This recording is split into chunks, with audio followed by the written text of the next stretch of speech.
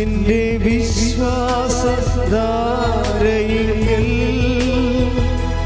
ആ പ്രത്യാശ നീ മാത്രമേ.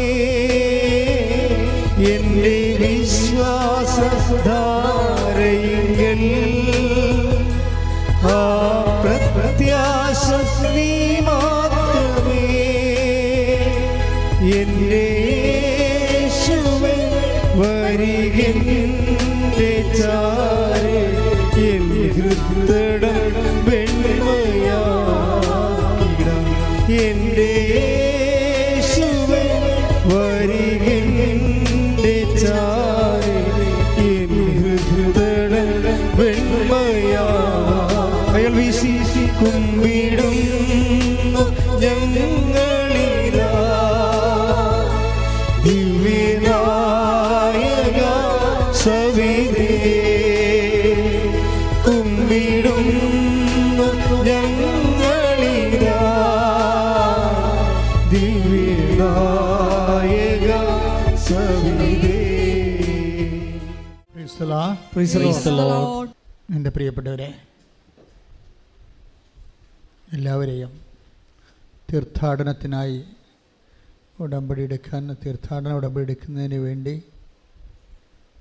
കൃപാസനത്തിൽ എത്തിച്ചേർന്നിട്ടുള്ള എല്ലാവരെയും ഈ ഉടമ്പടി ധ്യാനം ഓൺലൈനിലിരുന്നു കൊണ്ട് വിവിധ ജില്ലകളിലും സംസ്ഥാനങ്ങളിലും ഓരോ രാജ്യങ്ങളിലിരുന്ന് ഈ ശുശ്രൂഷ ഭക്തിപൂർവ്വം കൂടുന്ന എല്ലാവരെയും പരിശുദ്ധ അമ്മയുടെ മാധ്യസ്ഥത്തിലെ ഈശോയുടെ തിരുസന്നിധാനത്തിൽ സമർപ്പിക്കുമ്പോൾ അതിൻ്റെ കൂടെ ഇന്ന് മനുഷ്യൻ അവൻ്റെ ജീവിതത്തിൻ്റെ സംഘർഷനിർഭരമായ ജീവിതയാത്രയിലെ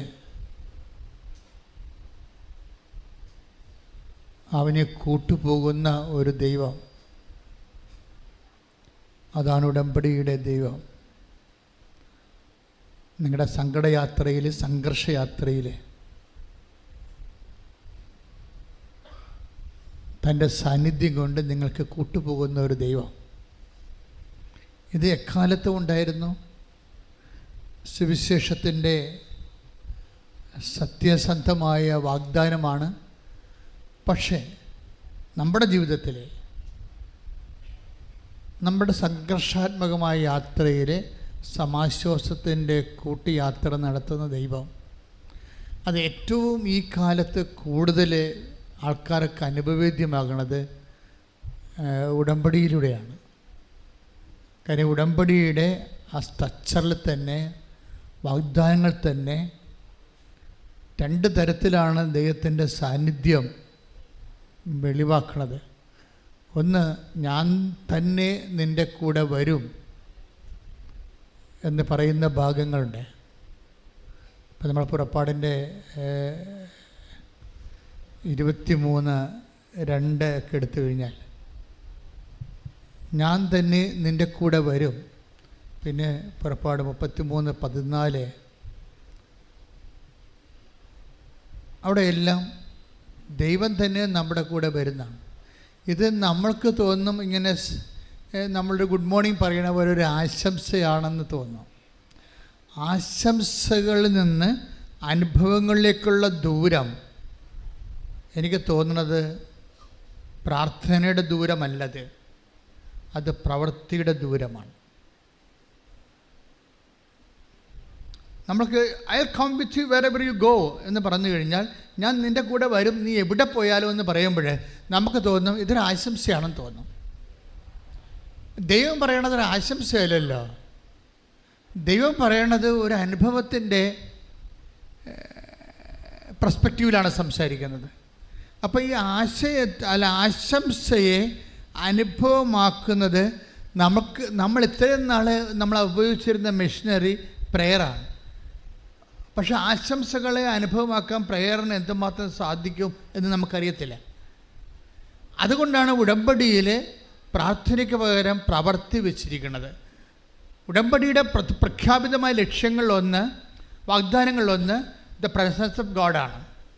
അപ്പോൾ തോബിത്തിൻ്റെ പുസ്തകം വായിക്കുമ്പോഴേ 12:13 എടുത്ത്, തോബിത്ത് 12:13 ശ്രുതികട്ടെ. ഹല്ലേലൂയ ഹല്ലേലൂയ ഹല്ലേലൂയ ഹല്ലേലൂയ യേശുവേ നന്ദി. ഹല്ലേലൂയ ഹല്ലേലൂയ ഹല്ലേലൂയ ഹല്ലേലൂയ സ്തോത്രം.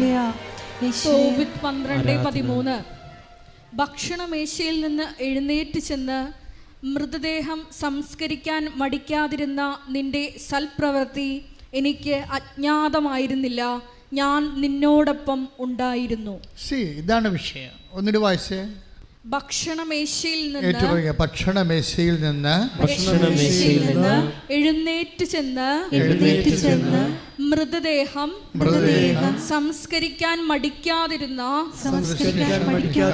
നിന്റെ സൽപ്രവൃത്തി എനിക്ക് അജ്ഞാതമായിരുന്നില്ല, ഞാൻ നിന്നോടൊപ്പം ഉണ്ടായിരുന്നു. ഇത് ആഴമായ ഒരു സത്യമാണ്. എന്താ പറയണത്? ഭക്ഷണമേശയിൽ നിന്ന്, ആരാണ് ഭക്ഷണമേശയിൽ നിന്ന് എഴുന്നേറ്റ് പോയി മൃതശരീരം സംസ്കരിക്കാൻ പോയത്? തോബിത്ത് ദൈവമേ എന്നും പറഞ്ഞ് ജീവിച്ച ഒരാളാണ്.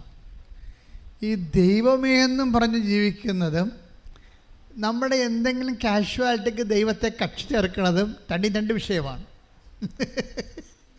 ദൈവമേ എന്നും പറഞ്ഞ് ജീവിക്കുന്നതും നമ്മുടെ എന്തെങ്കിലും ഇൻസിഡൻറ്റ് വരുമ്പോൾ, ഇപ്പോൾ വണ്ടി തള്ളിയിട്ട് കയറണില്ല എന്നാൽ ഒരു കൈ ഒന്ന് തള്ളിക്കൊള്ളാൻ വേണ്ടി ദൈവത്തെ അവിടെ കക്ഷി ചേർക്കുകയും, വണ്ടി പാലം കടന്ന് കഴിയുമ്പോൾ അല്ലെങ്കിൽ ബമ്പ് കടന്ന് കഴിയുമ്പോൾ ഗുഡ് ബൈ പറഞ്ഞ് എന്നാൽ താങ്ക്സ് എന്ന് പറഞ്ഞ് വിടുന്നതും പലപ്പോഴും അങ്ങനെ നമ്മൾ ചെയ്യണത്. ദൈവത്തോട് കാണിക്കുന്ന ഒരു സമീപന രീതി അതാണ്. നമുക്ക് എന്തെങ്കിലും ഇഷ്യൂ വന്ന് ഇഷ്യൂവിന് നമ്മൾ പ്രാർത്ഥിക്കുന്നു, ദൈവത്തെ കക്ഷി ചേർക്കുന്നു, ദൈവം അത് നിർവഹിക്കുന്നു, ഗുഡ് ബൈ പറയുന്നു. ക്ലിയർ? ഇത് റിലേഷൻസ് നിങ്ങളൊന്ന് ശ്രദ്ധിക്കണം.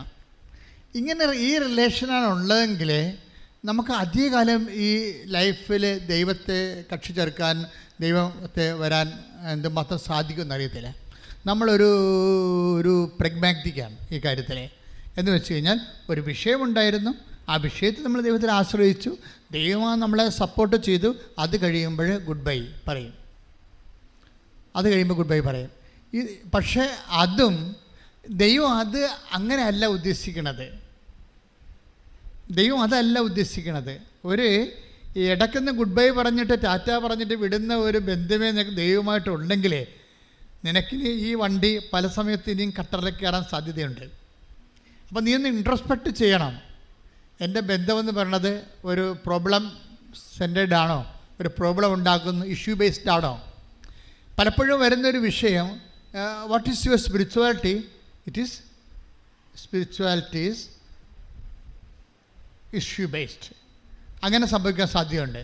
നിൻ്റെ ആധ്യാത്മികത എന്താണെന്ന് ചോദിച്ചു കഴിഞ്ഞാൽ പറയും അതൊരു വിഷയവുമായി ബന്ധപ്പെട്ടതാണ്, വ്യക്തിയുമായി ബന്ധപ്പെട്ടതല്ല. ഇവിടെയാണ് പ്രോബ്ലം വരണത്. ഉടമ്പടി നിങ്ങളെ വ്യക്തിയുമായി, നിങ്ങളുടെ ആധ്യാത്മികതയെ വ്യക്തിയുമായി ആക്കും. നമ്മളുടെ സാധാരണഗതിയിൽ നമ്മുടെ ആധ്യാത്മികത വിഷയവുമായി ബന്ധപ്പെട്ടതാണ്. ഇതാണ് നമ്മുടെ ഒരു ദുരന്തമെന്ന് പറയുന്നത്. ഒരു വിഷയമുണ്ടായി, ആ വിഷയം, ഇപ്പോൾ കോളേജ് അഡ്മിഷൻ്റെ കാലമാണ്, ഒരു വിഷയമായി, അപ്പനും അമ്മയും മക്കളും എല്ലാം കൃപാസനത്തിലുണ്ട് ഇല്ലേ? അഡ്മിഷൻ കിട്ടിക്കഴിയുമ്പോൾ ഗുഡ് ബൈ, തീർന്നു. പിന്നെ നിങ്ങളുടെ ജീവിതമായി. ഇനിയിപ്പോൾ കോളേജിൽ പോയ കൊച്ച് വേറെ ആരെങ്കിലും ലൈൻ അടിച്ചാൽ മാത്രമേ പിന്നെ അപ്പനും അമ്മയും പിന്നെയും കൃപാസനത്തിൽ വരത്തുള്ളൂ. അതാണ് പ്രശ്നം. അതുകൊണ്ട് സംരക്ഷണം കിട്ടണില്ല നിങ്ങൾക്ക്. എന്തുകൊണ്ടാണ് അങ്ങനെ സംഭവിക്കുന്നത്? സംരക്ഷണം കിട്ടണില്ല. നിങ്ങൾ ഇടയ്ക്ക് വെച്ച് ഗുഡ് ബൈ പറഞ്ഞ് ദൈവത്തെ യാത്രയാക്കുന്നു. കാര്യം കണ്ടു കഴിയുമ്പോൾ ദൈവത്തെ ഗുഡ് ബൈ പറഞ്ഞ് യാത്രയാക്കുന്നു. അച്ഛൻ നിങ്ങൾ ആക്ഷേപിക്കുന്നതല്ല, സങ്കടകരമായൊരു യാഥാർത്ഥ്യമാണ്. ഒന്ന് പ്രാർത്ഥിച്ച മക്കളെ. കർത്താവ് ദൈവമേ, സത്യം പറഞ്ഞാല് പലപ്പോഴും അറിയാതെയാണ് ഒരാവശ്യം കഴിയുമ്പോൾ നിന്നോട് യാത്ര പറഞ്ഞു പോരുകയോ നിന്നെ ആശംസിച്ച് എന്റെ ജീവിതത്തിൽ നിന്ന് യാത്ര ആക്കുകയോ ചെയ്യുന്നത്. പക്ഷെ കർത്താവേ, ഉടമ്പടി പ്രകാരം നിന്റെ വാഗ്ദാനമാണ് wherever you go, നീ എവിടെ പോയാലും നിത്യത വരെ ഞാൻ നിന്റെ കൂടെ ഉണ്ടായിരുന്നു. കർത്താവേ, എന്നോട് കൂടെ അന്ത്യം വരെ നിലനിൽക്കാനുള്ള നിന്റെ ആഗ്രഹത്തെ മാനിച്ചുകൊണ്ട് എന്നെ സംരക്ഷിക്കാനുള്ള നിന്റെ കരുതലിനെ തിരിച്ചറിയാതെ പോയ നിമിഷങ്ങളെ ഓർത്ത് ഞാൻ വിഷമിക്കുന്ന കർത്താവേ, ശിക്ഷിച്ച കാലം മുഴുവൻ നിന്നെ വേർപിരിയാതെ കൈയോട് കൈ ചേർത്തുകൊണ്ട് കൊണ്ടുപോകാൻ ഒരുമിച്ച് യാത്രയാകാൻ ദൈവമേ എനിക്ക് പ്രത്യേക അഭിഷേകം നൽകണമേ, എന്നെ അനുഗ്രഹിക്കണമേ. സ്തുതിക്കട്ടെ. ഹല്ലേലൂയ, ഹല്ലേലൂയ, ഹല്ലേലൂയ. ഉടമ്പടി വാഗ്ദാനത്തിൻ്റെ പദ്ധതിയാണ്.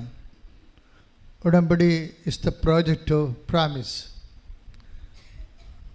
ആർക്കാണ് ആ പ്രോമിസ് ലഭിക്കണത്? ദൈവത്തിൻ്റെ വാഗ്ദാനം കിട്ടണത്. ദൈവത്തിൻ്റെ വാഗ്ദാനത്തിൻ്റെ പ്രത്യേകത എന്താണ്? അത് ദൈവം സത്യമായതുകൊണ്ട് തന്നെ ദൈവത്തിൻ്റെ വാഗ്ദാനങ്ങളും സത്യമായിരിക്കും. അതുപോലെ ഇരിക്കുകയോ അല്ലെങ്കിൽ അതിനോട് അറ്റപ്പറ്റ സംഭവിക്കുകയോ അല്ല. ഷാർപ്പായിട്ട് അത് തന്നെ സംഭവിക്കും. ഇപ്പോൾ ഇന്നലെ സിംഗപ്പൂരിൽ നിന്നൊരു സഹോദരി എൻ്റെ വാട്സപ്പിലോട്ട്, എനിക്കവരറിയാൻ പാടില്ല, അവർക്ക് ചിലപ്പോൾ എൻ്റെ നമ്പർ എവിടെ നിന്നോ കിട്ടിയിട്ട് അവർ വാട്സപ്പിലോട്ട് ഒരു പാട്ടിട്ട്, നല്ല സുന്ദരമായ രീതിയിൽ നല്ല പ്രൊഫഷണൽ സിംഗറാണെന്ന് തോന്നുന്നു, നന്നായിട്ട് പാടിയിട്ടുണ്ട്. അവർ തുടങ്ങുന്ന സഞ്ചാരി മാതാവേ എന്നാണ്, സഞ്ചാരി മാതാവേ. അപ്പോൾ ആലപ്പുഴയിൽ നിന്ന് ഞങ്ങളുടെ ഒരു സുഹൃത്ത് അച്ഛൻ സാംസൺ അച്ഛനെ വിളിച്ച് പറഞ്ഞു, ഈ ലേഡി നമ്മുടെ നാട്ടിൽ ഇവിടുത്തെ ഈ സ്ഥലത്ത് ഉള്ളതാണ്, അവരിവിടെ അകലെ താമസിക്കണം, മറ്റു രാജ്യങ്ങളിലെ ജോലി സംബന്ധമായ കാര്യത്തിൽ. അച്ഛനെ അവരെ പേഴ്സണലായിട്ട് അറിയാം, അവരിങ്ങനെ അച്ഛനെ പാട്ടയക്കുന്നുണ്ടെന്ന് എന്നോട് പറഞ്ഞിട്ടുണ്ടെന്ന് പറഞ്ഞു. ഞാൻ ആ പാട്ട് കേട്ടപ്പോൾ എനിക്ക് ഭയങ്കര ഇഷ്ടപ്പെട്ടു. കാര്യം സഞ്ചാരി മാതാവ് സഞ്ചാരം ചെയ്ത് കൂടെ വരണ അവരനുഭവം അവർക്കുണ്ടായി. അപ്പോൾ അവരിന്ന് എഴുതി, കുറച്ച് കഴിഞ്ഞപ്പോൾ അവരെഴുതിയ നോട്ട് ബുക്കിൻ്റെ ഫസ്റ്റ് പേജ് എനിക്കിങ്ങനെ സെൻഡ് ചെയ്ത് തന്നു. നോട്ടിൻ്റെ ഫസ്റ്റ് പേജ്, അതായത് അവരാണത് എഴുതിയെന്ന് ആ പാട്ടച്ഛൻ അത് മനസ്സിലാക്കാൻ വേണ്ടി. പക്ഷേ അതിൻ്റെ അകത്ത് മുഴുവനും സഞ്ചാരി മാതാവ് നമ്മുടെ കൂടെ സഞ്ചരിക്കുന്ന അനുഭവത്തിൽ അവർ വളരെ ഹൃദ്യമായിട്ടൊരു അനുഭവമായിട്ട് പാടിയിരിക്കുകയാണ്. അതിമനോഹരമായിട്ടുണ്ട് ആ പാട്ട്, സൂപ്പറായിട്ടുണ്ട്. അതെന്ത് സംഭവിച്ചു കഴിഞ്ഞാൽ ഇന്ന് ജനങ്ങളെല്ലാം അനുഭവിക്കുന്നൊരു വിഷയമാണ് ദൈവത്തിൻ്റെ സാന്നിധ്യം.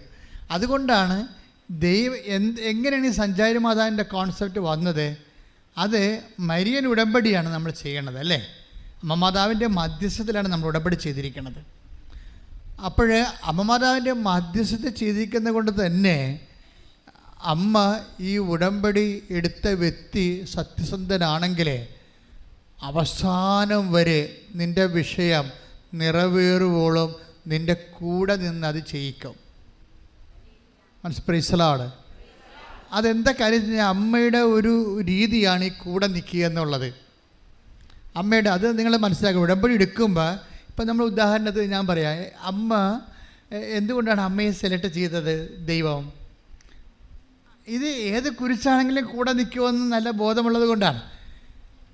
1000 പുരുഷനായി കണ്ടു, ഞാൻ ആരെ സ്ത്രീയായി കണ്ടില്ലെന്ന് പറയത്തില്ലേ സഭാപ്രസംഗി, അല്ലേ? സഭാപ്രസംഗി 7:29 എടുത്ത് ശ്രദ്ധിക്കട്ടെ. ഹല്ലേലൂയ, ഹല്ലേലൂയ, ഹല്ലേലൂയ, ഹല്ലേലൂയ, ഹല്ലേലൂയ. യേശുവേ നന്ദി, ആരാധന, ആരാധന, ആരാധന. ഹല്ലേലൂയ, ഹല്ലേലൂയ, ഹല്ലേലൂയ, ഹല്ലേലൂയ, ഹല്ലേലൂയ. യേശുവേ സ്തുതി. ഹല്ലേലൂയ. സഭാപ്രസംഗി 7:28. 1000 ഞാൻ പുരുഷനായി കണ്ടു. എന്ന് പറഞ്ഞേ, 1000 ഞാൻ പുരുഷനായി കണ്ടു. എന്നാൽ ഒരുവളെയും സ്ത്രീയായി കണ്ടില്ല. എന്നിട്ട് എന്താണെന്ന് വെച്ചാൽ ദൈവം നമ്മൾ ഈശോ അമ്മയെ സ്ത്രീ എന്ന് വിളിക്കുമ്പോൾ നിങ്ങൾ ആ ഒരു രീതിയിൽ അത് മനസ്സിലാക്കേണ്ടത്. ദൈവം ഉദ്ദേശിക്കുന്ന സ്ത്രീയുടെ സ്വഭാവങ്ങളിൽ ഒന്നാണ് വിഷമസന്ധികളിൽ കൈവിടാതെ കൂടെ നിൽക്കുന്നത്. ആ ദൈവത്തിൻ്റെ സ്വഭാവമാണ്. ദൈവം ഉദ്ദേശിക്കുന്ന, ഇപ്പം അമ്മ എന്താണ് ആദ്യമേ കർത്താവ് നീ ഗർഭം ധരിച്ചൊരു പുത്രനെ പ്രസവിക്കുമെന്ന് പറയുമ്പോഴേ അമ്മ അതിന് മറുപടി പറഞ്ഞ എന്താണ്? ഇതാ കർത്താവിൻ്റെ ദാസി, നിൻ്റെ വചനം പോലെ എന്നിൽ നിറവേറട്ടെ. Take the word of God. ശ്രദ്ധിക്കട്ടെ. ഹല്ലേലൂയ ഹല്ലേലൂയ ഹല്ലേലൂയ ഹല്ലേലൂയ ഹല്ലേലൂയ ഹല്ലേലൂയ. Read it again. ലൂക്ക 1:38. ലുക്ക 1:38. മറിയം പറഞ്ഞു, മറിയം പറഞ്ഞു, ഇതാ കർത്താവിന്റെ ദാസി, ഇതാ കർത്താവിന്റെ ദാസി, നിന്റെ വാക്ക് എന്നിൽ നിറവേറട്ടെ. നിന്റെ വാക്ക് എന്നിൽ നിറവേറട്ടെ. അപ്പൊ എന്താ അവസാനം പറഞ്ഞ വാക്ക് എന്താ? നിന്റെ വാക്ക് എന്നിൽ നിറവേറട്ടെ. അല്ലേ? ക്ലിയർ അല്ലേ? അപ്പോഴേ വാക്ക് ഏതറ്റം വരെ ജീവിതം പോയാലും വാക്ക് നിറവേറ്റുമെന്ന് മറിയത്തിൽ ദൈവം വിശ്വസിച്ചുകൊണ്ടാണ് അവരെ സ്ത്രീ എന്ന് വിളിച്ചത്. കൈയടിച്ച് കർത്താവ്. 19:25 യോഹന്നാൻ 19:25. യേശുവിന്റെ കുരിശിനരികെ, യേശുവിന്റെ കുരിശിനരികെ അവന്റെ അമ്മയും അമ്മയുടെ സഹോദരിയും ക്ലോപ്പാസിന്റെ ഭാര്യ മറിയവും മഗ്ദലേന മറിയവും നിൽക്കുന്നുണ്ടായിരുന്നു. അപ്പൊ യേശുവിന്റെ അമ്മ അവിടെ നിൽക്കുന്നതുകൊണ്ടാണ് മറ്റേ കക്ഷികളെല്ലാം അവിടെ നിൽക്കുന്നത്. അല്ലെങ്കിൽ അവരൊക്കെ അടുത്ത വണ്ടിക്ക് വീട്ടിൽ പോയണം. നമ്മൾ തന്നെ എന്തുകൊണ്ടാണ് ഇവിടെ നിൽക്കുന്നത്? അമ്മ നിൽക്കുന്ന കൊണ്ടാണ്. നമ്മളീ കുരിശിൻ്റെ ചുവടിലേക്ക് ചില സമയത്ത് അതിൻ്റെ അരികിൽ കൂടിയൊക്കെ പോകില്ല. ജീവിതത്തിൻ്റെ കുരിശിൻ്റെ അരികിൽ കൂടിയൊക്കെ പോകുമ്പോഴും നമ്മളെന്തുകൊണ്ടാണ് നിൽക്കണത്? ആത്മഹത്യ ചെയ്യാതെയും അല്ലെങ്കിൽ മറ്റ് വിക്രിയകളൊന്നും ചെയ്യാതെ നിൽക്കുന്നത് എന്താണ്? അമ്മ നിൽക്കുന്നു എന്നുള്ളത് കൊണ്ടാണ്. അപ്പോഴേ ഇതാ കർത്താവിൻ്റെ ദാസി. എനിക്ക് തോന്നുന്നത് ഈ ലൂക്ക 2:38 1:38 ലൂക്ക 1:38 എന്താണ്? അങ്ങ് വാക്കെന്നിൽ നിറവേറട്ടെ, അങ്ങയുടെ വചനം പോലെ എന്നിൽ നിറവേറട്ടെ. അപ്പോൾ അവസാനത്തെ വാക്ക് എന്താണ്? നിറവേറട്ടെ എന്നുള്ളതാണ്. അതും യോഹന്നാൻ്റെ 19:25 തമ്മിൽ ലിങ്ക് ചെയ്യേണ്ടതാണ്. അതെന്താ പറയണത്? യേശുവിൻ്റെ അമ്മ അവൻ്റെ കുരിശിൻ്റെ ചുവട്ടിൽ നിന്നിരുന്നു. ദാറ്റ് മീൻസ് എന്തിനാണ് നിൽക്കണത്? കർത്താവിൻ്റെ വാക്ക് നിറവേറ്റാൻ വേണ്ടി നിൽക്കുകയാണ്. മനസ്സിലായില്ലേ? അപ്പോഴാ നിപ്പിൻ്റെ വ്യാഖ്യാനം എന്താണ്? വെറുതെ നിന്നല്ല, വന്ന് അകപ്പെട്ടു പോയതല്ല. നമ്മൾ പറയണേ ഞങ്ങൾക്ക് എന്ത് വിധിയാണ് എന്നൊക്കെ പറഞ്ഞ ആൾക്കാർ തലേ കൈവെക്കല്ലേ. ദാറ്റ് മീൻസ് സങ്കടം വരുമ്പോൾ അകപ്പെട്ടു പോകുന്നല്ലേ പറയണത്. മറിയം അകപ്പെട്ടതല്ല, മറിച്ച് എന്താണ്? അങ്ങയുടെ വാക്കിനെ നിറവേറട്ടെ എന്ന് ആദ്യമേ കയറി അമ്മ സമർപ്പിച്ചിരുന്നു. ആ സമർപ്പണത്തിൻ്റെ, കർത്താവിൻ്റെ വാക്കിനോടുള്ള സമർപ്പണത്തിൻ്റെ ഭാഗമായിട്ട് ദൈവത്തിൻ്റെ വചനം നിറവേറ്റാനാണ് അവൾ കുരിശിനെ ചുവട്ട് നിൽക്കുന്നത്. കൈയടിച്ച് കർത്താവ്. ഇന്നലെ ഒരു റിയാലിറ്റി ഷോയിലുള്ള ആൾ, ഞാൻ സാക്ഷിയിട്ടിട്ടുണ്ട്, ഒരു സാക്ഷ്യം പറഞ്ഞായിരുന്നു. അയാൾക്ക് 2 കുഞ്ഞുങ്ങളുണ്ട്, ആൺകുഞ്ഞുങ്ങളെ. അപ്പോൾ അദ്ദേഹത്തിൻ്റെ ആഗ്രഹം ഒരു ആൺകുഞ്ഞും കൂടി വേണമെന്നുള്ളതാണ്. അപ്പോൾ മൂന്നാമത്തെ കുഞ്ഞിനെ പ്രഗ്നൻ്റ് ആയപ്പോൾ കുഞ്ഞിൻ്റെ എല്ലാം ഓക്കെ, ബ്രെയിനൊക്കെ ഓക്കെയാണ്, ഹാർട്ട് ഓക്കെയാണ്. പക്ഷെ ശ്വാസകോശം ചുങ്ങിപ്പോയതാണ്. അത് കുടലും പണ്ടവും എല്ലാം ഈ ആമാശയം ഉൾപ്പെടെ അങ്ങോട്ട് ഇടിച്ച് കയറി നിൽക്കണ കാരണം ശ്വാസകോശം ചെറുതായിപ്പോയി. അപ്പോൾ ഓക്സിജൻ എടുക്കണില്ല. അപ്പോൾ ഇത് അറിഞ്ഞോടുകൂടി ഇയാൾക്ക് ഭയങ്കരമായ കരച്ചിലാണ്. അയാൾ പറയുന്നുണ്ട്, എൻ്റെ ഒരു ഇമോഷൻ ഇങ്ങനെയാണ്, ചിരി വരുമ്പോൾ ഞാൻ നല്ലോണം ചിരിക്കും, കരച്ചിൽ കഴിഞ്ഞാൽ ഞാൻ വല്ലാത്ത രീതി കരയും, എനിക്കത് സഹിക്കാൻ പറ്റുന്നില്ലെന്ന് പറയണം. അയാളത് പറയുമ്പോൾ പോലും അയാൾ കരയണ രീതിയിലാണ് സംസാരിക്കണത്. അവസാനം ഇയാൾ അമ്മയെടുത്ത് വരും. അമ്മ എനിക്ക് കുഞ്ഞിനെ തരണം, അമ്മ വിചാരിച്ചാലേ ചെയ്യാൻ പറ്റത്തുള്ളൂ. എന്നിട്ട് ഈ മനുഷ്യൻ എന്നിട്ട് ഡോക്ടർ പറയുന്നത് ഓപ്പറേഷൻ ചെയ്യാൻ പറ്റത്തില്ല, കാര്യം ഈ പതിരയും ശ്വാസകോശവും ഹൃദയവും എല്ലാം ഇങ്ങനെ അമങ്ങിയിരിക്കുകയല്ലേ, അപ്പോൾ അത് ചെയ്യാൻ പറ്റത്തില്ലെന്ന് പറയും. പക്ഷേ എന്തെങ്കിലും അമ്മയോട് ചെയ്ത ഉടമ്പടി, നമുക്കറിയാം ഇന്ന് പല മനുഷ്യരുടെയും ഒരു ആസ്തി ഒരു ആസ്തി ഉറപ്പെന്ന് പറഞ്ഞാൽ എന്താണ്? ഉടമ്പടിയാണ്. കാര്യം അപ്പോഴും ആൾക്കാർ പറഞ്ഞാൽ എന്താണ്? സാറേ ഡോക്ടറെ ശരിയാകും, ഞങ്ങൾ ഉടമ്പടി. അപ്പോൾ ഡോക്ടറോട് പറയത്തില്ലെങ്കിൽ മനസ്സിൽ പറയാം, എന്താണ്? ഞങ്ങൾ ഉടമ്പടി എടുത്തിട്ടുണ്ട്, എന്നുവെച്ചാൽ അമ്മയുമായിട്ട് ഞങ്ങൾ ഉടമ്പടി. മക്കളെ നിങ്ങൾ ഉടമ്പടി എടുത്തിട്ടുള്ളതെന്ന കാര്യം സത്യമാണ്. പക്ഷെ അതല്ല പ്രശ്നം. ഉടമ്പടി വർക്കൗട്ട് ചെയ്യുന്നുണ്ടോ എന്ന് നോക്കണം. ഇല്ലേ, നിങ്ങൾ ലൈൻ വലിച്ചു എന്ന് പറഞ്ഞത് കാര്യം ശരിയാണ്, പക്ഷെ കറണ്ട് ഉണ്ടോ, ഫീസ് പോയിരിക്കണം എന്നൊക്കെ നോക്കണം, ഇടക്ക് ചെക്ക് ചെയ്യണം. ലൈൻ വലിച്ചു എന്ന് പറഞ്ഞിട്ട് കാര്യമില്ല. പക്ഷേ അത് ഫീസ് പോയിരിക്കുകയാണെങ്കിൽ നമുക്ക് ലൈറ്റ് തെളിയത്തില്ല. എന്ന് പറഞ്ഞ പോലെ തന്നെ നിങ്ങൾ ഉടമ്പടി എടുത്താലും ഉടമ്പടിയുടെ മെയിൻ സംഭവം എന്താണ്? പ്രധാനപ്പെട്ട സംഭവം എന്താണ്? ഉടമ്പടിയുടെ പ്രസൻസാണ്. പ്രസൻസ്. മറ്റ് പ്രാർത്ഥനകളിൽ നിന്ന് വ്യത്യസ്തമായിട്ട് ഉടമ്പടിയുടെ ഈ പദ്ധതി പ്രയോഗങ്ങളെ നമ്മൾക്ക് തരുന്ന ഒരു പ്രത്യാശ എന്ന് പറയുന്നത് പ്രസൻസാണ്. എന്ന് വെച്ച് കഴിഞ്ഞാൽ എന്താണ്? സാന്നിധ്യം. എനിക്ക് തോന്നുന്നത് ഇതാണ്, മറ്റ് പല വിഷയങ്ങളും വ്യത്യസ്തങ്ങളായ പ്രാർത്ഥനാ രീതികളിലേക്ക് ഒരു പരിവരെ നടക്കുമെങ്കിലും ഉടമ്പടി പ്രത്യേകിച്ച് why should I take covenant, ഞാൻ എന്തുകൊണ്ട് ഉടമ്പടി എടുക്കണമെന്ന് ചോദിച്ചാൽ അതിന് ഉത്തരവേ ഉള്ളൂ. എന്താ കാര്യം? എൻ്റെ കൂടെ ദൈവം വരുമെന്ന് ഉടമ്പടി പ്രകാരം പറഞ്ഞിട്ടുണ്ട്. എൻ്റെ കൂടെ ദൈവം വരും. അത് സഞ്ചാരി മാതാവ് തൻ്റെ കൂടെ വരുന്നത് എല്ലാവരുടെയും അനുഭവമാണ്. കാര്യം ദൈവത്തിന് ആദ്യകാലം മുതലേ ഉള്ള ഒരു സത്യസന്ധമായ നിലപാടാണ് വിശ്വസിക്കുന്നതിൻ്റെ കൂടെ പോകണമെന്നുള്ളത്.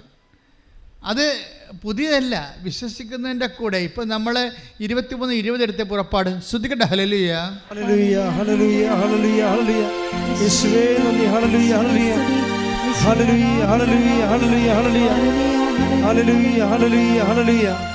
പുറപ്പാട് 23:20. പുറപ്പാട് 23:20. ഇതാ ഒരു ദൂതനെ പറഞ്ഞേ, ഇതാ ഒരു ദൂതനെ നിനക്ക് മുൻപേ ഞാൻ അയക്കുന്നു. അവൻ നിന്റെ വഴിയിൽ നിന്നെ കാത്തുകൊള്ളും. ഞാൻ ഒരുക്കിയിരിക്കുന്ന സ്ഥലത്തേക്ക് നിന്നെ കൊണ്ടുവരികയും ചെയ്യും. അപ്പോൾ ഈ ലാൻഡ് ആൻഡ് ലൈഫ് ഉടമ്പടിയുടെ ബേസിക് ആയിട്ടുള്ള സംഭവമാണ്. Land and life. ജീവിതം എന്ന് പറഞ്ഞാൽ എന്താ? Sum total. അതിൻ്റെ തട്ടകം, ഒരു ജീവിതത്തിൻ്റെ തട്ടകം എന്താണ്? ജീവിതം മീൻസ് ലൈഫ്. ലൈഫിൻ്റെ തട്ടകം എന്താണ്? ലാൻഡാണ്.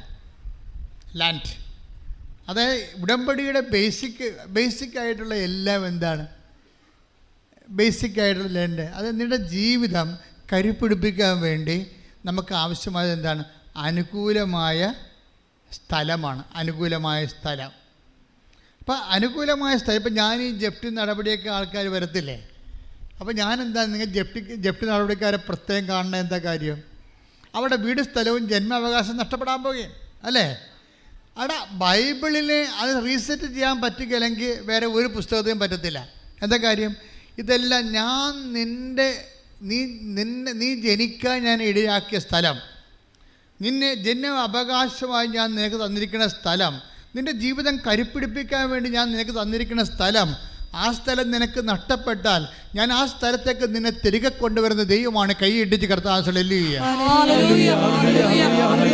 പരിശുദ്ധ പരമദിവ്യകാരുണ്യത്തിന് ആരാധനയും സ്തുതിയും എസെക്കിയേൽ 37:14. ശ്രദ്ധിക്കട്ടെ. ഹല്ലേലൂയ ഹല്ലേലൂയ ഹല്ലേലൂയ ഹല്ലേലൂയ യേശുവേ നന്ദി നന്ദി നന്ദി. ഹല്ലേലൂയ ഹല്ലേലൂയ ഹല്ലേലൂയ ഹല്ലേലൂയ ഹല്ലേലൂയ ഹല്ലേലൂയ. ബാബാ സ്നേഹരാജാവേ എന്നെന്നും എന്നുള്ളിൽ വാഴാം. ബാബാ സ്നേഹത്തിൻ പൂനിലാവേ എന്നുള്ളിൽ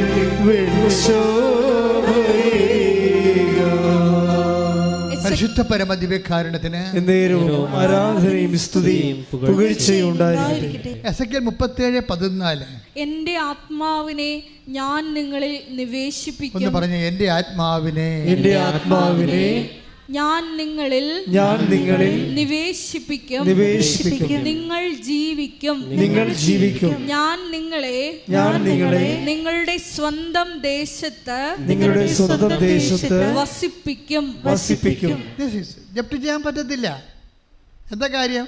ദൈവം നിനക്ക് തന്ന സ്വന്തം സ്ഥലത്ത് ആർക്കും എടുക്കാൻ പറ്റത്തില്ലത്. പക്ഷേ ഇത് എൻ്റെ ദൈവമായതിലെ നീ ഇത് പൂർണ്ണമായി വിശ്വസിക്കണം. വിശ്വസിക്കുക മാത്രമല്ല, അതായത് ഇവിടെ ആ വചനത്തിൻ്റെ ലൈൻ എന്താ? ലൈഫ് ആൻഡ് ലാൻഡാണ് വചനത്തിൽ പറയണത്. Life and land.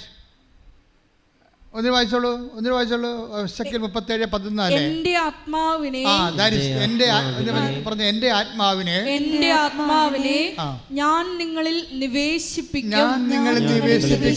നിങ്ങൾ ജീവിക്കും. ഒന്നിന് പറഞ്ഞ എന്റെ ആത്മാവിനെ ഞാൻ നിങ്ങളിൽ നിവേശിപ്പിക്കാം.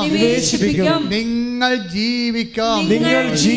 അപ്പൊ ലൈഫായില്ലേ അല്ലേ? അപ്പം എങ്ങനെയാണ് നമുക്ക് ലൈഫ് നഷ്ടപ്പെട്ടാൽ തിരിച്ചു വരുന്നത്? ഇപ്പം ജോലി നഷ്ടപ്പെട്ടു അല്ലേ? ജോലി നഷ്ടപ്പെട്ടു, പഠിത്തത്തിൽ തോറ്റു. അപ്പം നമ്മൾ ലൈഫ് പോവുകയാണ് ഇല്ലേ? ലൈഫ് പോവുകയാണ്. നമുക്ക് ജോലി നഷ്ടപ്പെട്ടാലും OITക്ക് തോറ്റാലും ഒക്കെ എന്ത് സംഭവിക്കണത്? ഇൻ്റർവ്യൂവിന് തോറ്റാൽ നമുക്ക് എന്താ? We lost our life, we are losing our life. നമുക്ക് ലൈഫ് പോവുകയാണ്. പക്ഷേ എന്താ പറയണത്? ഈ ലൈഫ് എങ്ങനെ തിരിച്ചു പിടിക്കാം? പരീക്ഷ വന്ന് നമ്മൾ പരീക്ഷയ്ക്ക് തോറ്റു, അങ്ങനെ നമുക്ക് ഇംഗ്ലണ്ടിൽ പോകാൻ പറ്റിയില്ല അല്ല, അല്ലെങ്കിൽ PSCക്ക് കയറാൻ പറ്റിയില്ല. We are losing a life when we lost. അത് ഇത് ഓരോ വിഷയത്തിൽ, അതായത് ഇങ്ങനെ വന്നാൽ ലൈഫ് നഷ്ടപ്പെട്ടാൽ എങ്ങനെ തിരിച്ചു പിടിക്കണം? എസെക്കിയേൽ എന്താ പറയണത്? എസെക്കിയേൽ 37:14 എന്താ പറയണത്? എൻ്റെ ആത്മാവിനെ ഞാൻ നിങ്ങളിൽ നിവേശിപ്പിക്കും. നിങ്ങൾ ജീവിക്കും. അപ്പം ജീവിക്കണം. അവരുടെ കണ്ടല്ലേ ജീവിക്കണം. അപ്പം ജീവിതത്തിൽ എന്തെങ്കിലും പരീക്ഷയോ അല്ലെങ്കിൽ കച്ചവടം പൂട്ടിപ്പോയി. ഇന്നലത്തെ ഒരു സത്യദാസിൻ്റെ സാക്ഷ്യം ട്രിവാൻഡ്രമാണ്, അവിടുത്തെ ഇടവേക്കാരനാണ്. സത്യദാസ് എന്താ പറയുന്നത് വെച്ചാൽ, സത്യദാസിന് റീസർവേ പണ്ട് നടന്നപ്പോൾ പുള്ളിയുടെ 3 കട പുള്ളിക്കുണ്ടായിരുന്നു. 3 കച്ചവടം, പിടിയക്കട. അതിന് 2 വേറെ ആൾക്കാരുടെ പേരിലായിപ്പോയി. വല്ല പരിപാടിയുണ്ട്. തല കുത്തി മറിഞ്ഞിട്ട് ഈ സാധനം പുള്ളിയുടെ പേരിലാക്കാൻ പറ്റണില്ല. ഈ റീസർവേ ഒക്കെ നടന്ന ആൾക്കാരൊക്കെ ഒന്ന് തിരക്കിപ്പോൾ നോക്കണേ, ഞങ്ങളുടെ സ്ഥലത്തല്ലേ ഞങ്ങൾ ജീവിക്കണത്, ഞങ്ങളുടെ കയ്യിലാണല്ലോ എന്നൊക്കെ പറഞ്ഞ കാര്യമില്ല. സർക്കാരിൻ്റെ കയ്യിൽ, നിങ്ങളുടെ കയ്യിലല്ല ഇരിക്കണം, കണ്ടവൻ്റെ കയ്യിലിരിക്കണേ. ഇപ്പോൾ റീസർവേ നടന്ന കക്ഷികളൊക്കെ നേരെ പോയി വില്ലേജ് ഓഫീസിൽ പോയിട്ട് ഇപ്പോഴും എത്രയും വേഗം അത് പോക്കുവരവ് ചെയ്തിട്ട് ടാക്സ് അടച്ചിട്ട് രസീത് വാങ്ങിച്ചേക്കണം, അല്ലെങ്കിൽ നമ്മുടെ കയ്ക്ക് സ്ഥലം ഉണ്ടാകത്തില്ല. സ്ഥലം കൂടുതലുള്ള ആൾക്കാർ അത് തന്നെ ചെയ്യേണ്ടി വരുമായിരിക്കും. അല്ലെങ്കിൽ ഗവൺമെൻറ് അത് മിച്ചഭൂമിയാക്കി എടുത്തിട്ട് ആവശ്യമുള്ളവർക്ക് കൊടുക്കും. അപ്പോൾ നിങ്ങളെ ഈ വിഷയത്തിൽ ഞാൻ ജസ്റ്റ് ഇങ്ങനെ ആനുഷംഗികമായിട്ട് പറഞ്ഞതേ ഉള്ളൂ. അതായത് ഇപ്പം സത്യദാസ് സംഭവിച്ചതാണ്. അയാളെ 2 കട പോയെന്നേ. അതന്നെയല്ലേ പഞ്ചായത്ത് ചെല്ലുമ്പോൾ പഞ്ചായത്ത് വടിതടി ആയുധങ്ങളാണ് ഇയാളെ തല്ലാനും കൊല്ലാനും വന്ന പോലെയാണ് അവരിയ്ക്കണത്. ഇയാൾക്കൊരു സ്വാധീനവും ഇല്ല. ഈ കടയുടെ കാര്യം കേൾക്കുമ്പോൾ തന്നെ ആ ഒരു കടയിൽ തന്നെ പോകാൻ ഇയാൾക്ക് പറ്റണില്ല. അത് കയ്യേറിയത് പോലെ ഇരിക്കണം. അപ്പം പേടിയാണ്. ഈ കടയുടെ കാര്യം വീട്ടിൽ പറഞ്ഞാൽ എല്ലാവർക്കും പനി വരും. ഒരു വിഷയം പണ പൂക്കണ്ടില്ലേ? അത്തരം ഒരു അവസ്ഥ. അവസാനം ഈ മനുഷ്യന് ചന്തയെ വെച്ച് കൃപാസനം പത്രം കിട്ടി. ഒരു സ്റ്റോറി പോണ പോക്ക് നോക്കണം. സത്യദാസിന് കൃപാസനം പത്രം ചന്തയെ വെച്ച് കിട്ടി. കുറേ സാക്ഷ്യം വായിച്ചപ്പോൾ പുള്ളി വീട്ടിൽ വന്ന് പറഞ്ഞ്, എടി ഇവിടെ ഒന്ന് പോകാമെന്ന് തോന്നണം, നമ്മുടെ സ്ഥലം മാതാവ് എങ്ങാനും തിരിച്ചു തന്നാൽ വേറെ മാർഗ്ഗമൊന്നും കണ്ടില്ലെന്ന് പറയും. ഈ മനുഷ്യൻ പെട്ടെന്ന് വിശ്വാസത്തോടെ പിറ്റേ ദിവസം സത്യദാസ് ഇവിടെ വരും, ഉടമ്പടി എടുക്കും. ഉടമ്പടി എടുക്കുമ്പോൾ ഈ സാന്നിധ്യത്തിൻ്റെ 2 സാധനം അതിനകത്തുണ്ട്. അതിനകത്ത് ഒന്നെന്താണ്? ഉടമ്പടിയില്ല അതിൻ്റെ കാശുരൂപം തന്നെയാണ് സാന്നിധ്യത്തിൻ്റെ. അതാണ് അത് പ്രപ്പോസ് ചെയ്ത്, അങ്ങനെയാണ് അത് വെഞ്ചരിച്ചിരിക്കണത്. അതുകൊണ്ടാണ് ഇത് മിസ് ചെയ്യരുതെന്ന് പറയണത്. ഇപ്പോൾ പുതിയ നിയമം ഇവിടെ പോകണമുണ്ടല്ലോ, അവർ 2 മാസമായിട്ട് ഉടമ്പടി കാശുരൂപം നിങ്ങളുടെ കയ്യിൽ നിന്ന് പോയാൽ പിന്നെ ഒരിക്കലും നിങ്ങൾക്കത് കിട്ടത്തില്ല. You will not give it. പണ്ട് അതിൻ്റെ ഡ്യൂപ്ലിക്കേറ്റ് കൊടുക്കുമായിരുന്നു, ഇപ്പോൾ അതും കൊടുക്കണില്ല. നിങ്ങൾ എന്ത് കാര്യം? അത് പ്രമാണം പോയ വല്ല ലക്ഷ്യമുണ്ട്. അത് ഉടമ്പടിയുടെ പ്രമാണമല്ലേ? ഉടമ്പടിയുടെ പ്രമാണം നിങ്ങളുടെ കയ്യിൽ നിന്ന് പോയെന്നൊക്കെ പറഞ്ഞാൽ ഇനി പറഞ്ഞിട്ട് കാര്യമില്ല. ദാറ്റ് മീൻസ് അത്രയും കെയർലെസ്സാണ് നിങ്ങൾ ഉടമ്പടി നിൽക്കാൻ അർഹതയില്ലെന്നാണ്. അങ്ങനെ എന്തെങ്കിലും ചെയ്യണമെന്നുണ്ടെങ്കിൽ, നിങ്ങളിപ്പോൾ കാശ് വേണമെന്നുണ്ടെങ്കിൽ, നിങ്ങളുടെ വീടിനത് ഉരുപ്പടിയായി വേണമെന്നുണ്ടെങ്കിൽ നിങ്ങളുടെ പണി ചെയ്യുക. വീട്ടിലുള്ള വേറെ ആരെങ്കിലും ഉടമ്പടി എടുപ്പിച്ചിട്ട് പുതിയ കാശ് വാങ്ങിക്കുക. അതേ നടക്കത്തുള്ളൂ. എന്നുവെച്ചാൽ എനിക്ക് മനസ്സിലാവണില്ല നിങ്ങൾ എന്തുകൊണ്ട്. ഞാൻ എൻ്റെ മനസ്സിൽ പരിശുദ്ധാത്മ പറയണത് ഇതൊന്നും നഷ്ടപ്പെടുത്തിയല്ല, ആർക്ക് കൊടുത്തതാണെന്നാണ് പറയണത്. അതാണ് പ്രശ്നം. അങ്ങനെ കൊടുക്കാൻ പാടില്ലെന്ന് ഞാൻ ആദ്യമേ പറഞ്ഞിട്ടുണ്ട്. ഉടമ്പടി ജ്ഞാപകം പോലെ ഉപയോഗിക്കേണ്ടതാണ്, അല്ലാതെ അതൊരു വിശുദ്ധ വസ്തു മാത്രമല്ല. നിങ്ങൾ ദൈവത്തോട് ഉടമ്പടി ചെയ്തു എന്നുള്ളതിൻ്റെ തെളിവാണത്. അത് ഇവിടെ ചില ആൾക്കാർ ഇവിടെ പ്രാർത്ഥിക്കാൻ വേണ്ടി വരുമ്പോൾ ഉടമ്പടി എടുത്തതാണെന്ന് പറഞ്ഞുകൊണ്ട് ഇവർ കാശുരൂപം കാണിക്കും. ഞങ്ങൾ പറഞ്ഞ കാശുരൂപം വേണ്ട, അപ്പം അത്തരം തരാൻ പറയും. എന്താ കാര്യം? ആരാണ്ടിൻ്റെ കാശുരൂപം അനിയത്തിയുടെ ചേടത്തിയുടെയോ നാട്ടുകാരുടെയോ അവിടുന്ന് എരവ് വാങ്ങിച്ചുകൊണ്ട് വന്നിരിക്കുകയാണ് ഉടമ്പടി എടുത്താൽ നമ്മളെ പറ്റിക്കാൻ വേണ്ടി. ഇത് പറയാനാ? അങ്ങനെ ചെയ്യരുത്. നിങ്ങൾ ഉടമ്പടി കാശുരം കളയരുത്. പിന്നെ അതിൻ്റെ കൊളുത്തു പോകുകയോ അത് ആ ഉടമ്പടി കാശുരൂപത്തിൻ്റെ പടം വെക്കുകയോ വെച്ച് കഴിഞ്ഞാൽ ഞങ്ങൾ ഒരു പൈസ വരെ വാങ്ങിക്കാതെ അതേ കാശുരൂപം തിരിച്ചു തരും. കാര്യം എന്താ? നിങ്ങൾ ഉടമ്പടി നിലനിൽക്കുകയാണ്, അതുകൊണ്ട് we will give it back. പക്ഷേ നഷ്ടപ്പെട്ടെന്ന് പറഞ്ഞാൽ കിട്ടത്തില്ല, അത് ഓർത്തേക്കണം. പിന്നെയുള്ള മാർഗ്ഗം എന്ന് പറഞ്ഞാൽ വീട്ടിലുള്ള ആരെങ്കിലും കൊണ്ട് ഉടമ്പടി എടുപ്പിക്കണതിനെ മാർഗ്ഗം, വേറെ മാർഗ്ഗമില്ല. അപ്പം അതുകൊണ്ട് ശ്രദ്ധിക്കട്ടെ. ഹല്ലേലൂയ, ഹല്ലേലൂയ, ഹല്ലേലൂയ, ഹല്ലേലൂയ, ഹല്ലേലൂയ. യേശുവേ വിശുദ്ധിയോടെ കൈകാര്യം ചെയ്യാനുള്ള കൃപ ഉടമ്പടി എടുത്ത് ഞങ്ങൾക്ക് എല്ലാവർക്കും നൽകണമേ. ഹല്ലേലൂയ. പരിശുദ്ധ പരമദിവ്യകാരുണ്യത്തിന് അപ്പോൾ ഇപ്പോൾ പരിശുദ്ധാത്മാവ് നമ്മളോട് സംസാരിച്ചുകൊണ്ടിരിക്കുന്നത് ഇതാണ്: എങ്ങനെയാണ് ലൈഫ് തിരിച്ചു പിടിക്കണത്, ലൈഫ് നഷ്ടപ്പെടുമെന്ന് വിചാരിക്കുക. ഇപ്പം സത്യദാസിൻ്റെ വിഷയം എന്താണ്? സത്യദാസ് ഉടമ്പടി എടുത്ത ശേഷം ഉടനെ അയാളത് പൂർണ്ണമായി വിശ്വസിച്ചു എന്നുള്ളതാണ്. എൻ്റെ മക്കളെ, ഈ പൂർണ്ണമായി വിശ്വസിക്കാത്തൊരു ഉടമ്പടി എടുക്കരുത് കേട്ടോ. അത് വളരെ ശ്രദ്ധിക്കേണ്ട കാര്യമാണ്. നാട്ടുകാരെടുത്തല്ലോ, വീട്ടുകാരെടുത്തല്ലോ, കൂട്ടുകാരെടുത്തെന്നൊക്കെ പറഞ്ഞുകൊണ്ട് വന്ന് നിങ്ങൾ ഉടമ്പടി എടുക്കരുത്. ആ ഉടമ്പടി എന്ന് പറഞ്ഞാൽ നിങ്ങളൊരു ദൈവവുമായിട്ടുള്ള ബയലാറ്ററൽ എഗ്രിമെൻ്റാണ്. ആ എഗ്രിമെൻറ്റിന് ആദ്യം തന്നെ നിങ്ങൾ ഈ പ്രമാണം വായിച്ച് കേൾക്കുമെന്ന് പറഞ്ഞിട്ടില്ലേ? ഇപ്പം നിങ്ങൾ രജിസ്റ്റർ ഓഫീസിൽ ചെല്ലുമ്പോൾ രജിസ്റ്റർ നമ്മളെന്താ ചോദിച്ചത്? പണം കൊടുത്തോ എന്ന്, കൈപ്പറ്റിയോ എന്ന് ചോദിക്കുമ്പോൾ അയാൾ കൈപ്പറ്റിയെന്ന് പറയും, പണം കിട്ടിയെന്ന് പറയും. പിന്നെ മറ്റുള്ളവരോട് ചോദിക്കണത് എന്താണ്? ആധാരം വായിച്ചു നോക്കിയോ, അല്ലേ? അങ്ങനെ ചോദിക്കത്തില്ലേ? ആധാരം വായിച്ചു നോക്കി. അപ്പോൾ ഇവർ പറയാം വായിച്ചു നോക്കിയെന്ന് പറയും. എവിടാ വായിച്ചു നോക്കിയെങ്കിൽ പിന്നെ എന്തിനാണ് കൃപാസനത്തിൽ വന്നിട്ട് വഴിയില്ലെന്ന് പറയണത്? അപ്പോൾ വായിച്ചു നോക്കിയില്ലെന്നല്ല എൻ്റെ അർത്ഥം. അച്ഛൻ ഒരു അബദ്ധം പറ്റിപ്പോയി, ചതിയായിപ്പോയി. എന്ത് പറ്റി? പ്രമാണം കിട്ടി, പക്ഷേ അതിൻ്റെ സ്ഥലമുണ്ട്, എല്ലാം ഉണ്ട്, പക്ഷേ വഴിയില്ലെന്ന്. പിന്നെ ഹെലികോപ്റ്റർ ഇറങ്ങാൻ പോണം, അതിനുവേണ്ടി പ്രളയം ഇടേണ്ടി വരും മിക്കവാറും. അതാ പ്രശ്നം, അതാ വായിച്ചു നോക്കില്ലെന്ന് അർത്ഥം. ഇങ്ങനെ കുറേ അണ്ണന്മാർ ഉടമ്പടി ചെയ്തിട്ടുണ്ട് വായിച്ചു നോക്കാതെ കറക്റ്റായിട്ട്. പക്ഷേ സത്യദാസ് അങ്ങനെയല്ല, ഏറ്റവും കാര്യങ്ങൾ വായിച്ചു നോക്കി. അതിൻ്റെ അത് നമുക്ക് തരുന്ന പ്രോമിസ് എന്താണെന്ന് നോക്കി. പ്രോമിസ് എന്താണ്? ഞാൻ നിൻ്റെ കൂടെ വരും. എങ്ങനെയാണ്? ഞാൻ തന്നെ നിൻ്റെ കൂടെ വരും, നിന്നെ ആശ്വസിപ്പിക്കണം. 33:14 ശ്രദ്ധിക്കട്ടെ. ഹല്ലേലൂയ, ഹല്ലേലൂയ, ഹല്ലേലൂയ, ഹല്ലേലൂയ. യേശുവേ നന്ദി, യേശുവേ സ്തുതി. ഹല്ലേലൂയ. പുറപ്പാട് 33:14. പുറപ്പാട് 33:14. കർത്താവ് പറഞ്ഞു ഞാൻ തന്നെ നിന്നോട് കൂടെ വരികയും ഹല്ലേലൂയ, ഹല്ലേലൂയ, ഹല്ലേലൂയ, ഹല്ലേലൂയ, ഹല്ലേലൂയ. നിനക്ക് ആശ്വാസം നൽകുകയും ചെയ്യും. നിനക്ക് ആശ്വാസം നൽകുകയും ചെയ്യും. അല്ല, പന്ത് കളി കാണാനല്ല കൂടെ വരണത്, മനസ്സിലായില്ലേ? ഞാൻ തന്നെ ഒന്ന് പറഞ്ഞു, ഞാൻ തന്നെ നിന്റെ കൂടെ വരികയും നിനക്ക് ആശ്വാസം നൽകുകയും ചെയ്യും. നിനക്ക് ആശ്വാസം നൽകുകയും. ഒന്ന് പ്രാർത്ഥിക്കുക. കർത്താവേ, എന്റെ ജീവിത വഴികളില് ഞാൻ പതറിപ്പോകുമ്പോഴേ എന്നെ ചേർത്ത് പിടിക്കാൻ എനിക്ക് ആശ്വാസം നൽകാൻ എന്റെ കൂടെ വരുമെന്ന് ഉടമ്പടിയിലൂടെ വാഗ്ദാനം ചെയ്ത ദൈവമേ, സ്തുതിക്കുന്നു, ആരാധിക്കുന്നു, നന്ദി പറയുന്നു.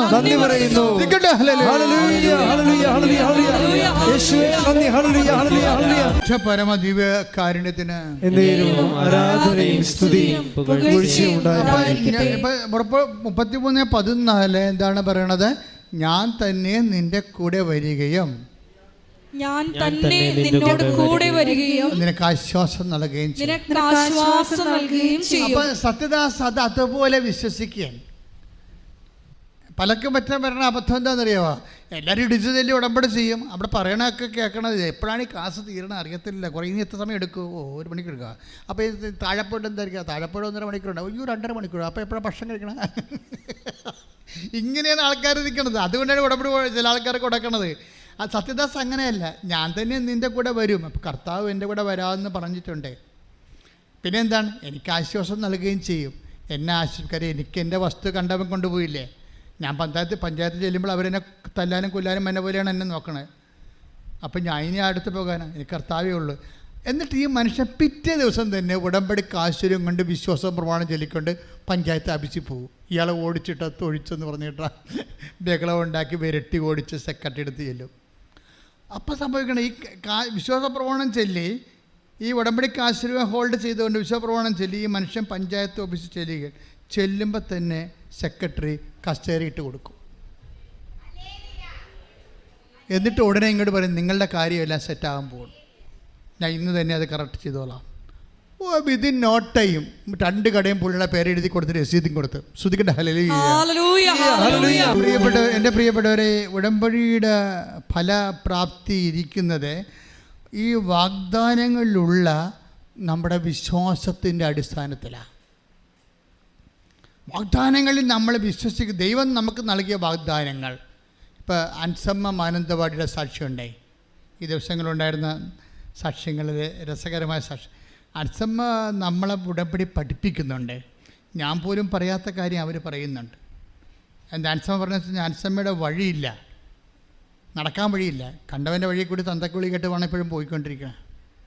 സങ്കടകരമായ അവസ്ഥയാണ്. വഴിയില്ലെങ്കിൽ അറിയാമല്ലോ നിങ്ങൾക്ക്. വഴിയില്ലെങ്കിൽ എന്താണ്, മക്കളെ കെട്ടിക്കാൻ പോലും പറ്റത്തില്ല. പിന്നെ ആലോചനയൊക്കെ വന്നു കഴിയുമ്പോൾ വഴിയില്ലെന്നും പറഞ്ഞ് ആൾക്കാർ പോകും.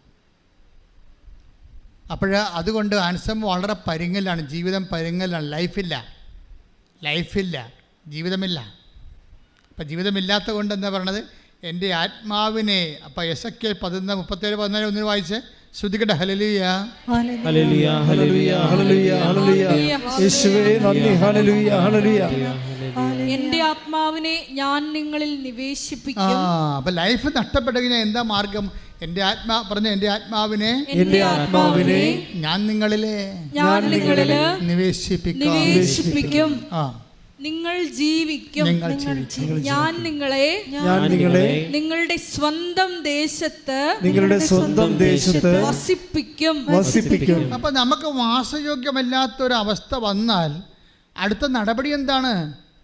ഞാൻ എൻ്റെ ആത്മാവിനെ നിങ്ങളുടെ മേൽ നിവേശിപ്പിക്കും. പിന്നെന്താ പറയണത്? നിങ്ങൾ ജീവിക്കാം.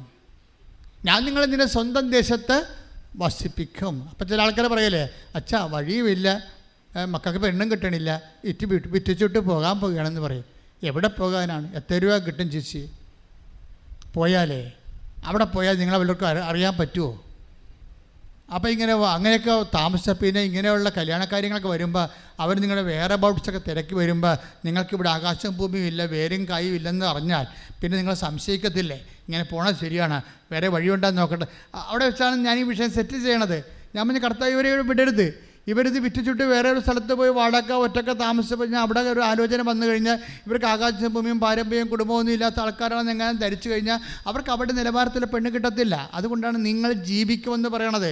ജീവിക്കുക എന്ന് വെച്ച് കഴിഞ്ഞാൽ മാന്യമായി ജീവിക്കുകയാണ്.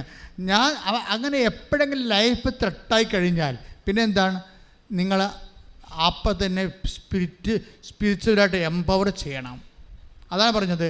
37:14 ഭയങ്കര വചനമാണ്. എസെക്കിയേൽ എന്താണ്? ഞാൻ നിങ്ങളെ ഒന്ന് പറഞ്ഞേ, ഞാൻ എൻ്റെ ആത്മാവിനെ നിങ്ങളിലേക്ക് നിവേശിപ്പിക്കാം, നിങ്ങൾ ജീവിക്കാം. അപ്പം നമ്മളുടെ ജീവിതം കയ്യിൽ നിന്ന് വിട്ടുപോയി കഴിഞ്ഞാൽ ഉള്ള മാർഗം എന്താണ്? ആത്മാവിൽ നവീകരിക്കണമാണ്. വെരി വെരി സിമ്പിളാണ് സംഭവം. ആൻസമ്മ അങ്ങനെ ഒരാളാണ്. ആൻസമ്മ എന്താ ചെയ്യുന്നറിയാമോ? ഉടമ്പടി പ്രകാരം കൃത്യമായിട്ടാണ് ജീവിക്കുന്ന ആൾ. നിനക്കറിയാമല്ലോ, ഉടമ്പടി ഒരു പ്രാർത്ഥനാ രീതിയല്ല, ജീവിത രീതിയാണ്. അപ്പോൾ ഉടമ്പടി പ്രകാരം ജീവിച്ചിട്ട് ആൻസമ്മ പറഞ്ഞു, ഈ കിട്ടാത്ത വഴിയിലൂടെ ആൻസമ്മ എപ്പോഴും പോകും, എല്ലാ ദിവസവും. എങ്ങനെയാണെന്ന് അറിയുമോ? പച്ചത്തിരി കത്തിച്ചുകൊണ്ട് പോകും. പച്ചത്തിരി കത്തിച്ച് പ്രത്യക്ഷനും പ്രാർത്ഥനയും ചൊല്ലിക്കൊണ്ട് പോകും. എന്നിട്ട് ആൻസമ്മ പറയണത്, ഈ പച്ചത്തിരിൻ്റെ കയ്യിലെടുക്കുമ്പോൾ ഞാൻ പറയും, പ്രപഞ്ച പ്രകൃതിയുടെ മാതാവേ, കൃപാസനം മാതാവേ, കുളിർ കോരിപ്പോകും. ശ്രദ്ധിക്കട്ടെ. ഹല്ലേലൂയ. പ്രത്യക്ഷീകരണ പ്രാർത്ഥന ചെല്ലുമ്പോൾ ആൻസമ്മ ചെല്ലുന്ന പ്രാർത്ഥന എന്താണെന്നറിയാം? അതിൻ്റെ കൂടെ നമുക്ക് എന്ത് ചെല്ലിയാലേ പ്രത്യക്ഷീകരണ പ്രാർത്ഥന ചെല്ലാൻ പറ്റത്തുള്ളൂ? ആദ്യം വിശ്വാസ പ്രമാണം ചെല്ലണം, അല്ലേ? അതിലാണ് ഈ സംഭവം. വെടിമരുന്ന് മുഴുവൻ ഇരിക്കണം അവിടെയാണ്. വെടിമരുന്ന് നമ്മൾ ഈ വിശ്വാസ പ്രമാണത്തിലിരിക്കുന്ന വെടിമരുന്നിനെ പ്രത്യക്ഷീകരണ പ്രാർത്ഥന കൊണ്ട് കത്തിക്കണം നമ്മൾ ചെയ്യണത്. പ്രത്യക്ഷീകരണ പ്രാർത്ഥന തീയാണ്. അമ്മയുടെ പ്രത്യക്ഷീകരണം സാധൂകരിക്കുക, നീതീകരിക്കുക എന്നുള്ളത് അമ്മയുടെ ചുമതലയാണ്.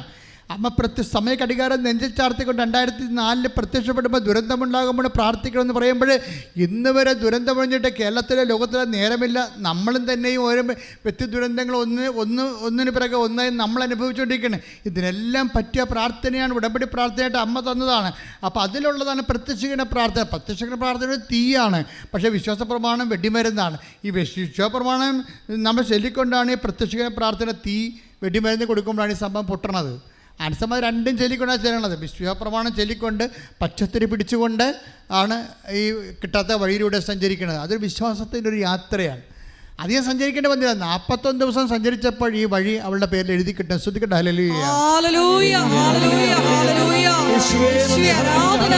പരിശുദ്ധ പരമ ദിവ്യകാരുണ്യത്തിന് ആരാധനയും സ്തുതിയും പുകഴ്ചയും ഉണ്ടായിരിക്കട്ടെ. മക്കളെ ശ്രദ്ധിക്കുക.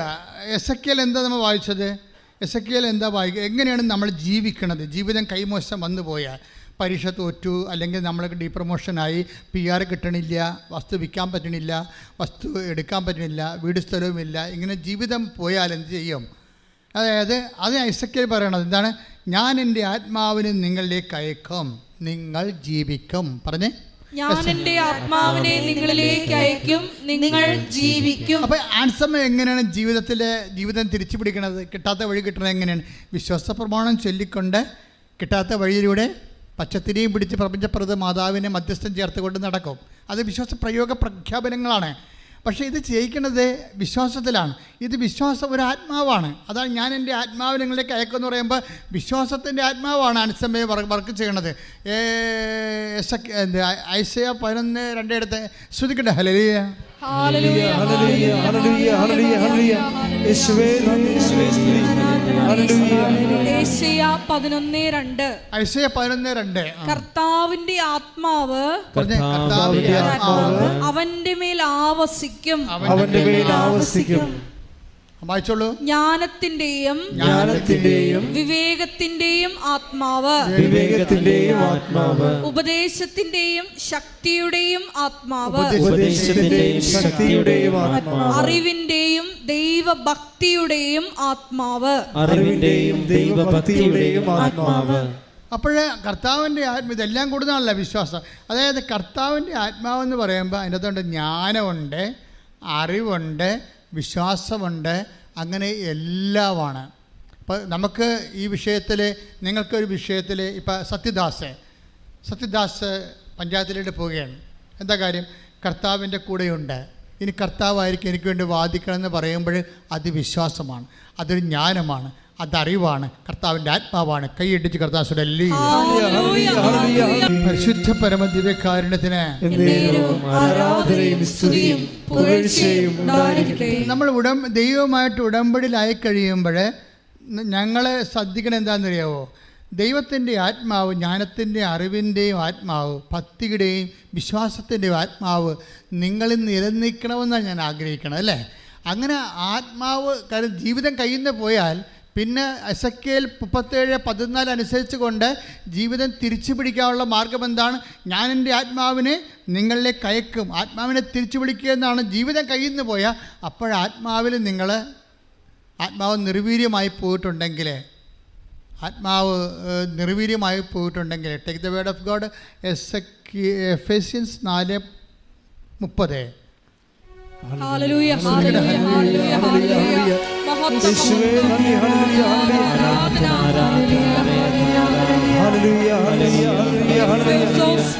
Hallelujah, hallelujah. എഫേസ്യൻസ് 4:30. രക്ഷയുടെ ദിനത്തിനു വേണ്ടി നിങ്ങളെ മുദ്രിതരാക്കിയ ദൈവത്തിന്റെ പരിശുദ്ധാത്മാവിനെ വേദനിപ്പിക്കരുത്. അതാണ്. അപ്പം നമ്മൾ എപ്പോഴും ഇൻട്രോസ്പെക്ട് ചെയ്യേണ്ട ഒരു കാര്യമാണ്. എന്നിലുള്ള പരിശുദ്ധാത്മാവ് സാഡാണോ എന്ന് നോക്കണം. മനസ്സിലായില്ലേ? അങ്ങനെ വന്നാൽ ആത്മാവ് ഇറങ്ങിപ്പോവും, വർക്കിംഗ് കണ്ടീഷൻ ആകത്തില്ല. ആത്മാവ് സാഡാണെന്ന് നോക്കണം, ദുഃഖിപ്പിക്കരുത്. കാര്യം ആത്മാവ് ഒരു വ്യക്തി ആയതുകൊണ്ടാണ്. നമുക്കറിയാമല്ലോ, നമ്മൾ ത്രിത്വിക ദൈവത്തിലാണ് വിശ്വസിക്കുന്നത്. ഒരേ സമയത്ത് സത്തയിൽ ഏകനും വ്യക്തിത്വത്തിൽ മൂന്നുമാണ്. സത്യയിൽ ഏകനാണ്, വ്യക്തിത്വത്തിൽ മൂന്നാണ്. നമുക്കൊരു ഐസ് കട്ട പോലെ നമുക്ക് മനസ്സിലാക്കാതെ, ഐസ് കട്ടയായിട്ടിരിക്കും, അല്ലേ? ഐസ് കട്ടയായിട്ടിരിക്കും, വെള്ളം ഇറ്റിറ്റ് വീഴുന്നുണ്ടാവും, അപ്പോൾ ദ്രാവകമായി. അതിൽ നിന്ന് വാതകം മേലോട്ട് പോകണ്ടാകും ഇല്ലേ? അപ്പോൾ എല്ലാ സ്ഥലത്തിലും ഒരു 3 വ്യക്തിത്വം ഇവിടെ കാണുന്നുണ്ട്. അതേസമയം സത്തരി സംഭവം H2O ആണ്. മുകളിലോട്ട് പോകുന്ന വായുവും താഴേക്ക് വീഴുന്ന വെള്ളവും ഖരമായിട്ടിരിക്കണ എല്ലാം ബേസിക്കായിട്ട് H2O ആണ് എന്ന് പറഞ്ഞ പോലെ ഇതിൻ്റെ ദൈവം പരിശുദ്ധാത്മാവ് ഒരു വ്യക്തിയായിട്ടാണ് നിങ്ങൾ ഇരിക്കുന്നത്. അതുകൊണ്ടാണ് വേദനിപ്പിക്കരുത് എന്ന് പറഞ്ഞത്. മനസ്സിലായില്ലേ?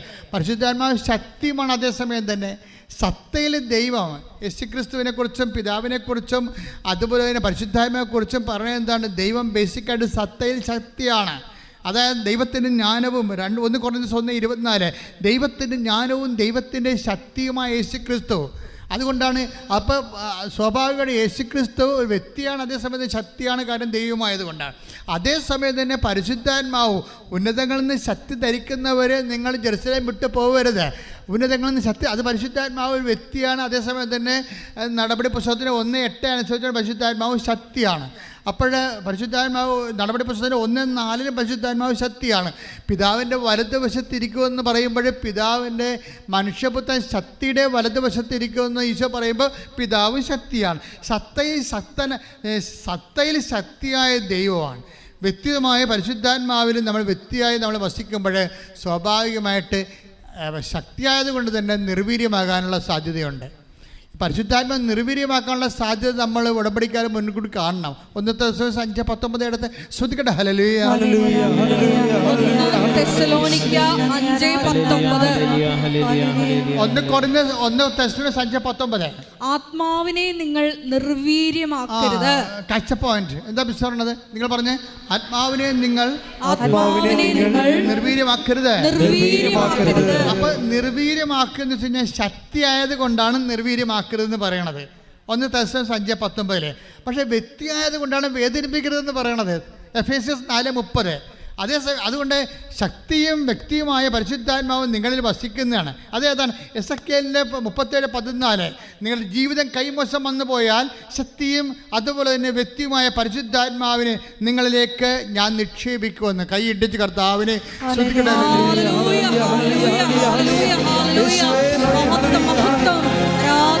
പരിശുദ്ധാത്മാവ് ഒരേ സമയം തന്നെ വ്യക്തിയും ശക്തിയുമായതുകൊണ്ട് എന്തുകൊണ്ടാണ് പരിശുദ്ധാത്മാവിലേക്ക് ഇപ്പോൾ ടോക്ക് വരാൻ കാരണം എന്താണ്? എസെക്കിയേൽ 37:14 ജീവിതം കൈമോശം വന്നു പോയാൽ ഞാൻ എൻ്റെ ആത്മാവിനെ നിങ്ങളിലേക്ക് നിക്ഷേപിച്ചിട്ടാണ് ജീവിതം തിരിച്ചു പിടിക്കണത്. അപ്പോൾ ഉടമ്പടിയിലൂടെ നിങ്ങൾക്ക് ലഭിക്കുന്ന ജീവിതം തിരിച്ചു പിടിക്കലാണ്. അതിൽ നിങ്ങൾക്ക് അടിസ്ഥാനപരമായിട്ട് ദൈവം എന്താ ചെയ്യണത്? ഉടമ്പടി എടുക്കുക, നിങ്ങൾ പരിശുദ്ധാത്മാവ് നിങ്ങളിലേക്ക് നിക്ഷേപിക്കപ്പെടുകയാണ് ചെയ്യണത്. വ്യക്തി ശക്തിയുമായ ആത്മാവ് നിങ്ങളുടെ കൂടെ വസിക്കുകയാണ് ചെയ്യണത്. അപ്പോഴെന്താ സംഭവിക്കണത്? ഈ പരിശുദ്ധാത്മാവ് വേദനിക്കാതിരിക്കാനും നിർവീര്യമായി പരിശുദ്ധാത്മാവ് Ephesians 4:30 അനുസരിച്ച് വേദനിക്കാതിരിക്കാനും പരിശുദ്ധാത്മാവ് 1 Thessalonians 5:19 അനുസരിച്ച് നിർവീര്യമാകാതിരിക്കാനും നമ്മൾ എന്താണ് ചെയ്യേണ്ടത്? ഫിലിപ്പിയർ 2:14 ടേക്ക് ദ ബെഡ് ഓഫ് ഫിലിപ്പിയർ 2:14 ശ്രദ്ധിക്കണം.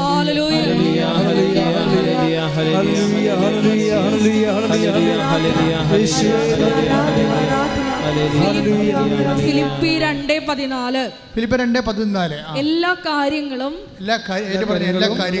മുറുമുറുപ്പും തർക്കവും കൂടാതെ ചെയ്യുവിൻ. അങ്ങനെ നിങ്ങൾ നിർദോഷരും നിഷ്കളങ്കരുമായി തീർന്ന് വഴിപിഴച്ചതും വക്രതയുള്ളതുമായ തലമുറയുടെ ഇടയിൽ കുറ്റമറ്റ ദൈവമക്കളാവട്ടെ. പരിശുദ്ധാത്മാവ് നമ്മളെ വ്യക്തിയായും ശക്തിയായും പുലരാൻ വേണ്ടി നമ്മൾ ബേസിക്കായിട്ട് ചെയ്യേണ്ടത് എന്താണ്? കുറ്റമറ്റ ദൈവമക്കളായിട്ട് കാര്യമില്ല. പിന്നെന്താണ്? കുറ്റമറ്റ ദൈവമക്കളായാൽ മാത്രമേ ആത്മാവിന് പ്രവർത്തിക്കാൻ പറ്റൂ. ആത്മാവിന് നിങ്ങളെ നയിക്കണ്ടേ? ആത്മാവ് ഉണ്ടായാൽ മാത്രം പോരല്ല, ആത്മാവ് നിങ്ങളെ നയിക്കണ്ടേ? എന്താ പറഞ്ഞിരിക്കണത്?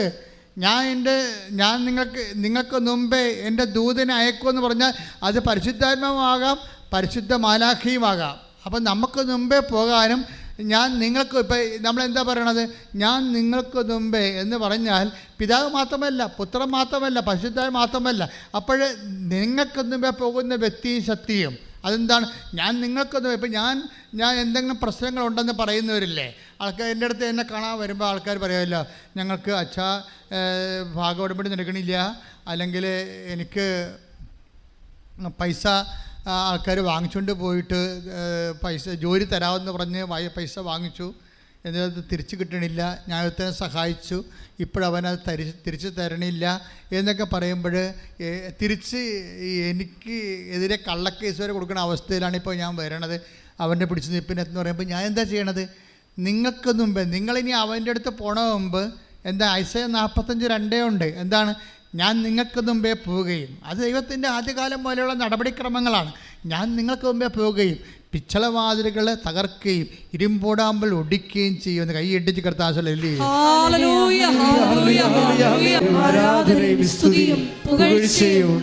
അപ്പം നിങ്ങൾ ഈ വചനമൊക്കെ ഇടയ്ക്കിടയ്ക്ക് വായിച്ചുകൊണ്ട് വേണം ഇങ്ങനെയുള്ള ആളുടെ പോകാൻ. തടസ്സമാണ്, നടക്കത്തില്ല, ലോൺ തരത്തില്ല, നിങ്ങളുടെ മൂത്ത മകൻ്റെ ലോൺ കൊടുത്തിട്ടുണ്ട്, ആ വിദ്യാഭ്യാസ ലോൺ നിങ്ങൾ റീസെറ്റ് ചെയ്തിട്ടില്ല, അതിനുള്ള മകന് ലോൺ തരത്തില്ലെന്നൊക്കെ പറയുമ്പോഴേ എത്ര ഉടമ്പടി നിങ്ങൾ സാക്ഷ്യം കേൾക്കണില്ലേ? എത്ര പേരാണ്? ഒരു ബാങ്ക് തന്നില്ലെങ്കിൽ അവിടെ പിത്തളവാതിലാണെങ്കിൽ കർത്താവ് തകർത്തുകൊണ്ട് അടുത്ത വാതിലൂടെ കർത്താവ് നിനക്കത് തരും. നീ മനസ്സ് തിരിച്ചു പോകേണ്ട കാര്യമില്ല, നീ തിരിച്ചു പോകേണ്ട കാര്യമില്ല. എന്താണ് നമുക്ക് തന്നിരിക്കുന്ന വാഗ്ദാനമാണ്, ഞാൻ നിനക്ക് മുമ്പേ പോകും, പിത്തളവാൽ തറക്കും, ഇരുമ്പോടാമ്പൽ ഒടിക്കും, മലകൾ നിരപ്പാക്കും, കൈയടിച്ച് കർത്താവല്ലേ. എൻ്റെ മക്കളെ, എന്തുകൊണ്ടാണ് ഇങ്ങനെ സംഭവിക്കുക? ഇതിൻ്റെ മെക്കാനിസം ഡൈനാമിക്സൊക്കെ അറിഞ്ഞിരിക്കണം. ഇപ്പോൾ ഈ വചനം എങ്ങനെയാണ് ഇപ്പോൾ പരിശുദ്ധാത്മാ നയിച്ചുകൊണ്ട് പോണത്? അതായത് ഒന്ന് എസെക്കിയേൽ ഇവിടുന്ന് കിട്ടിയത്. ഇപ്പം ഞാൻ ഇവിടെ വന്നപ്പോൾ ദേശീയ ഇതൊക്കെ പറയണത് നേരത്തെ പറഞ്ഞല്ലല്ലോ. എസെക്കിയേൽ 37:14 എന്താ പറയണത്? നിങ്ങളുടെ ലൈഫ് നഷ്ടപ്പെട്ടാൽ ഞാൻ റീസ്റ്റേറ്റ് ചെയ്യും. എങ്ങനെയാണ്? ഞാൻ എൻ്റെ ആത്മാവ് നിങ്ങളുടെ കയക്കുമെന്ന് പറയാം അല്ലേ? അപ്പോൾ ആത്മാവ് വന്നാലും ഒരു പ്രശ്നമുണ്ട്. എന്താ കാര്യം? ആത്മാവിനാൽ നമ്മൾ നയിക്കപ്പെടണ്ടേ? ആത്മാവിനാൽ നയിക്കപ്പെടുമ്പോഴാണ് എന്താ ഇപ്പോൾ ഉദാഹരണത്തിന് റോമർ 8:14 എടുത്ത് ശ്രദ്ധിക്കട്ടെ. ഹല്ലേലൂയ ഹല്ലേലൂയ ഹല്ലേലൂയ ഹല്ലേലൂയ ഹല്ലേലൂയ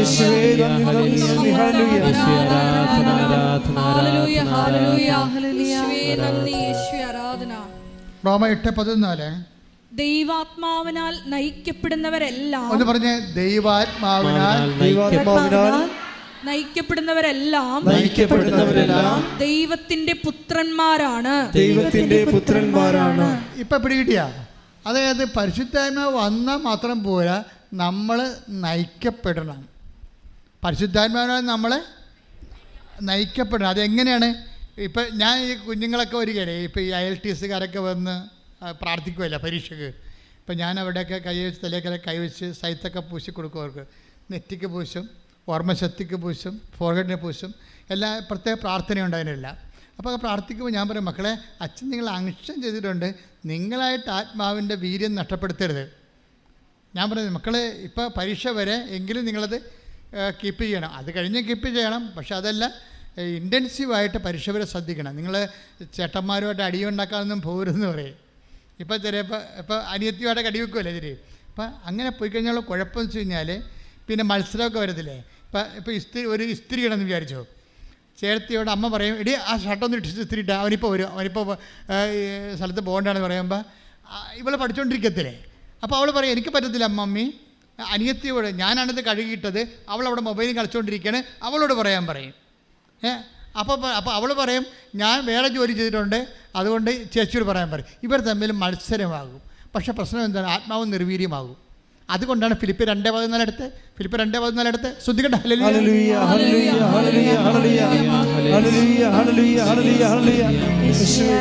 ഫിലിപ്പി 2:14 എല്ലാ കാര്യങ്ങളും മുറുമുറുപ്പും തർക്കവും കൂടാതെ ചെയ്യുവിൻ.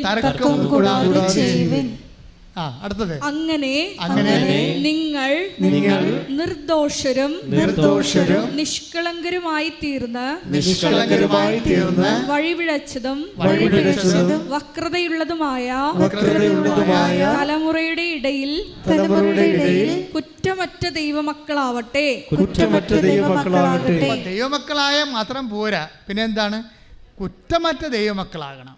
ദൈവമക്കളാകും എല്ലാവരും ജ്ഞാനസ്ഥാനപ്പെട്ട് കഴിഞ്ഞാൽ ദൈവമക്കളാകുമല്ലോ, ഇല്ലേ? ഇപ്പം ജ്ഞാനസ്ഥാനത്തിൻ്റെ കുദാശേൻ്റെ അർത്ഥം എന്താണ്? ആ ഉത്ഭവദോഷവും നീക്കി, കർമ്മദോഷമുണ്ട് അതും നീക്കി നമ്മളെ ക്രൈസ്തവരും ദൈവത്തിൻ്റെ മക്കളുമാക്കി തീർക്കുന്ന കുദാശയാകുന്നു അല്ലേ. അപ്പോൾ ദൈവത്തിൻ്റെ മക്കളാകും ജ്ഞാനസ്നാനപ്പെട്ട, പക്ഷെ കുറ്റമറ്റ ദൈവമക്കളാകണം. ഇവിടെയാണ് പ്രശ്നം. ജ്ഞാനസ്നാനം ചില സമയത്ത് ജീവിതത്തിൻ്റെ ചില വിഷയങ്ങൾ താങ്ങാത്തതിൻ്റെ കാരണം ജ്ഞാനസ്നാനപ്പെട്ടവരെ കുറ്റമത്തോടെയാണ് ജീവിക്കണമെന്നുണ്ടെങ്കിൽ പരിശുദ്ധാത്മാവിൻ്റെ ആനുകൂല്യം നമുക്ക് കിട്ടാതെ വരും. നമുക്ക് സബ്സിഡിയൊക്കെ അനുവദിച്ചിട്ടുണ്ട്, ഗ്രാൻഡ് ഉണ്ട്, സബ്സിഡിയും ഉണ്ട്. അപ്പോഴേ ഗ്രാൻഡ് സബ്സിഡി ചെയ്യുമ്പോൾ ചില ആൾക്കാർ ചെന്നുവെച്ചും സാറേ സബ്സിഡി കിട്ടിയില്ലല്ലോ എന്ന് പറയും. അപ്പോൾ അപ്പോൾ അവർ തന്ന കാശ് എങ്ങനെ മുടക്കിയെന്ന് ചോദിക്കും. അവർ തന്ന കാശ് കൊണ്ട് പുട്ടടിച്ച് കാണും, അപ്പോൾ പിന്നെ സബ്സിഡി ഇല്ല. അതാണ് പ്രശ്നം വരുന്നത്. അതാണ് ഇതിൻ്റെ അത് വരുന്ന വിഷയം. അതായത് ജ്ഞാനസ്നാനം തന്നെ നമ്മൾ പെടുമ്പോൾ ഓർക്കേണ്ട കാര്യം വെച്ച് കഴിഞ്ഞാൽ അത് തന്നെ പരിശുദ്ധാത്മാവിനെ ജീവിതകാലം മുഴുവൻ ദുഃഖിപ്പിക്കാതെ ആത്മാവിൽ ജീവിക്കാൻ വേണ്ടിയാണ്. എന്താണ് ജീവിതം കൈവിട്ടു പോയാൽ എന്താ ഇവിടെ പറഞ്ഞിരിക്കുന്നത്? വക്രതയാർന്നതും ദുഷ്ടമായുള്ള സമൂഹത്തിൽ ജീവിക്കുമ്പോൾ നീ അവിടെ നിഷ്കളങ്കമായൊരു മനസ്സ് സൂക്ഷിച്ചുകൊണ്ട് ആത്മാവിനെ ബലപ്പെടുത്താൻ പറഞ്ഞിരിക്കുകയാണ്. ആത്മാവിനെ ബലപ്പെടുത്തിയാൽ എന്താ ഗുണമെന്നറിയാവോ? എന്താ ഗുണം? പിന്നെ നമ്മളായിരിക്കില്ല. ഈശോ പറഞ്ഞിട്ടില്ലേ, ഞാൻ കുഞ്ഞുങ്ങളോട് പറയുമേ മക്കളെ, ഇമ്മീഡിയറ്റ് മെമ്മറി എന്നും പറഞ്ഞ സംഭവമുണ്ട്. ഇമ്മീഡിയറ്റ് മെമ്മറി നിങ്ങൾക്കുള്ള ലോക്കൽ മെമ്മറിയാണ്. നിങ്ങൾ പച്ച മഷി കൊണ്ട് വരച്ചും ചുവപ്പ് മഷി കൊണ്ട് വരച്ചും നക്ഷത്ര ചിഹ്നമൊക്കെ കിട്ടും പാഠപുസ്തകത്തിൽ ലോക്കൽ മെമ്മറി ഉണ്ടാക്കി. That is created memory. നമുക്ക് സയൻസ് സ്റ്റുഡൻസിന് ആവശ്യമുള്ളത്, ലാംഗ്വേജ് സ്റ്റുഡൻസിന് ആവശ്യമുള്ള അറ്റ് എ ടൈം മെമ്മറിയാണ്, ഇമ്മീഡിയറ്റ് മെമ്മറിയാണ്. ഇമ്മീഡിയറ്റ് മെമ്മറി എന്ന് പറഞ്ഞാൽ എന്താണ്? അത് ആ സമയത്ത് കിട്ടണം. നിങ്ങൾ പറയത്തില്ല പരീക്ഷയുടെ സമയത്ത് ആ മെമ്മറി പോയി. എങ്ങനെ മെമ്മറി പോണത്? അത് നിങ്ങൾ എന്തെങ്കിലും ഇമോഷണൽ കോഷിങ് ഉണ്ടാകുമ്പോൾ അത് പോകും. അല്ലെങ്കിൽ നിങ്ങൾ പോണ വണ്ടി ഒരു വേറെ ഓട്ടോറിക്ഷ വെച്ചിട്ട് ഓട്ടോറിക്ഷക്കാരന്മാരെല്ലാം തന്തയ്ക്ക് വിളിക്കുമ്പോഴത്തേനും നിങ്ങൾ പഠിച്ചതെല്ലാം മറന്നു പോകും. ഇതേ പ്രശ്നം അതാണ്. ഒരു കാഷ്വാലിറ്റി, ഞാൻ കാഷ്വാലിറ്റി വരെ ബ്ലോക്ക് ചെയ്താണ് നിങ്ങളെ പ്രാർത്ഥിച്ച് വിടുന്നത്. ഇൻ കേസ് നിങ്ങളുടെ ഇമ്മീഡിയറ്റ് മെമ്മറി നഷ്ടപ്പെട്ടു പോകാതിരിക്കാൻ വേണ്ടി അത് ബ്ലോക്ക് ചെയ്ത് പ്രൊട്ടക്റ്റ് ചെയ്താണ് പ്രേയർ ചെയ്യണത്. അതെല്ലാവർക്കും അങ്ങനെ ചെയ്യണത്. അപ്പോൾ ഇപ്പോൾ എന്താ സംഭവിച്ചു കഴിഞ്ഞാൽ ആ 12 വർക്കൗട്ട് ചെയ്തേ. ലൂക്കായുടെ സുവിശേഷം 12:12 ശ്രദ്ധിക്കട്ടെ. ഹല്ലേലൂയ ഹല്ലേലൂയ ഹല്ലേലൂയ ഹല്ലേലൂയ ഹല്ലേലൂയ ഹല്ലേലൂയ ഹല്ലേലൂയ യേശുവേ നന്ദി. ഹല്ലേലൂയ ഹല്ലേലൂയ ഹല്ലേലൂയ. ലൂക്ക 12:12 എന്താണ് പറയേണ്ടതെന്ന് ആ സമയത്ത് പരിശുദ്ധാത്മാവ് നിങ്ങളെ പഠിപ്പിക്കും. അതാണ് ആ സമയം, at a time, on time, ലൈവായിട്ട്. അത് നമ്മൾ, അതായത് ചില സമയത്ത് കോടതിയിലായാലും പോലീസ് സ്റ്റേഷനിലായാലും അതുപോലെ തന്നെ വേറെ എവിടെയായാലും ഈ അറ്റ് എ ടൈം മെമ്മറി എന്ന് പറയുന്നത് വിവേകവുമായി ബന്ധപ്പെട്ട സംഭവമാണ്. വിവേകം, വിജ്ഞാനം, ജ്ഞാനപരവുമായിട്ട് ബന്ധപ്പെട്ടതാണ്. ജ്ഞാനപരത്തിൽ നിന്നാണ് അറ്റ് എ ടൈം മെമ്മറി കിട്ടുന്നത്. ഇപ്പം മദർ തെരേസയുടെ തെണ്ടി നടക്കുകയായിരുന്നു ഒരേ സ്ഥലത്ത് അല്ലേ. മക്കൾ കുറേയധികം ഭയങ്കര ഡിസേബിൾ ആയിട്ടുള്ള ആൾക്കാരുള്ള കാരണം മദർ അവർക്ക് വേണ്ടി ഭക്ഷണത്തിന് വേണ്ടി കൽക്കട്ടയുടെ തെരുവിൽ ആദ്യ കാലങ്ങളൊക്കെ ഓരോ സമയത്ത് ഓരോ കടയിൽ പോയി തെണ്ടുമായിരുന്നു പാത്രം കാണിച്ച്. അപ്പോൾ ഉടനെ അവർ ചിലർ തുപ്പിയൊക്കെ ഇട്ടിട്ടുണ്ട്. നമ്മൾ ചരിത്രം വായിച്ചിട്ടുണ്ട്. അപ്പോൾ മദർ എന്താ പറയണത്? That's okay, this is for me. ഇനി എനിക്ക് എൻ്റെ മക്കൾക്കുള്ളത് തരാൻ പറയും. ഇത് എനിക്കുള്ളതാണ്, ഇനി എൻ്റെ മക്കൾക്കുള്ളത്. അത് അറ്റ് എ ടൈം മെമ്മറി എന്ന് പറയുന്നത് ജ്ഞാനപരവാ. അയാളുടെ ഹൃദയം അലിഞ്ഞുപോയി. ആ സമയത്ത് നിങ്ങൾ അതാണ് ലൂക്ക 12:12. അതായത് നിങ്ങൾ എന്താണ് പറയേണ്ടതെന്ന് ആ സമയത്ത് അറിവ് തരും. അക്കരെ ആ മനുഷ്യൻ്റെ ഹൃദയം ഇളക്കാൻ വേണ്ടി, മലകളെ നിരപ്പാക്കാൻ വേണ്ടി, ഇരുമ്പോടാമ്പൽ ഒടിക്കാൻ വേണ്ടി, പിച്ചള തകർക്കാൻ വേണ്ടി ഞാൻ നിൻ്റെ കൂടെ വരുമെന്ന് പറയുമ്പോൾ ആത്മാവിൻ്റെ വരവാണത്, ജ്ഞാനപരത്തോടെ വരവാണത്, കൃപയിലുള്ള വരവാണത്. ആത്മാവിനെ നഷ്ടപ്പെടുത്തരുത്, നീരുവിരിയമാക്കണമെന്ന് ഈശോ പറഞ്ഞതിൻ്റെ അർത്ഥപ്രധാനം കൈയടിച്ച് കിടത്താൻ ശ്രദ്ധിക്കട്ടെ.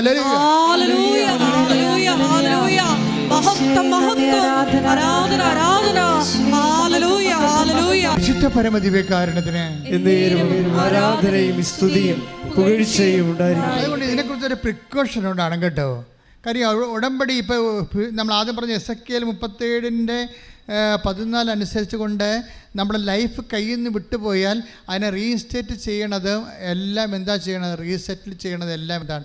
പരിശുദ്ധാത്മാവാണ്. ഞാൻ എൻ്റെ ആത്മാവ് നിങ്ങളെ കയക്കും. I will resettle you in your own soil. അതാണ് അവസാനം പറഞ്ഞിരിക്കുന്നത്. നിൻ്റെ സ്ഥലത്ത് തന്നെ നിനക്ക് യുക്തമായ സ്ഥലത്ത്, നിൻ്റെ സ്ഥലത്തെന്ന് പറയുമ്പോൾ നിൻ്റെ അപ്പനിടയ്ക്ക് നിനക്ക് ഓഹരി കിട്ടിയ സ്ഥലമെന്നല്ല അർത്ഥം. നിൻ്റെ ജീവിതം പുലരാൻ ദൈവ പൈതലേ, നിനക്ക് അനുയോജ്യമായ സ്ഥലത്ത് നിന്നെ കർത്താവ് പുനഃസ്ഥാപിക്കും. കൈയടിച്ച് കർത്താവ്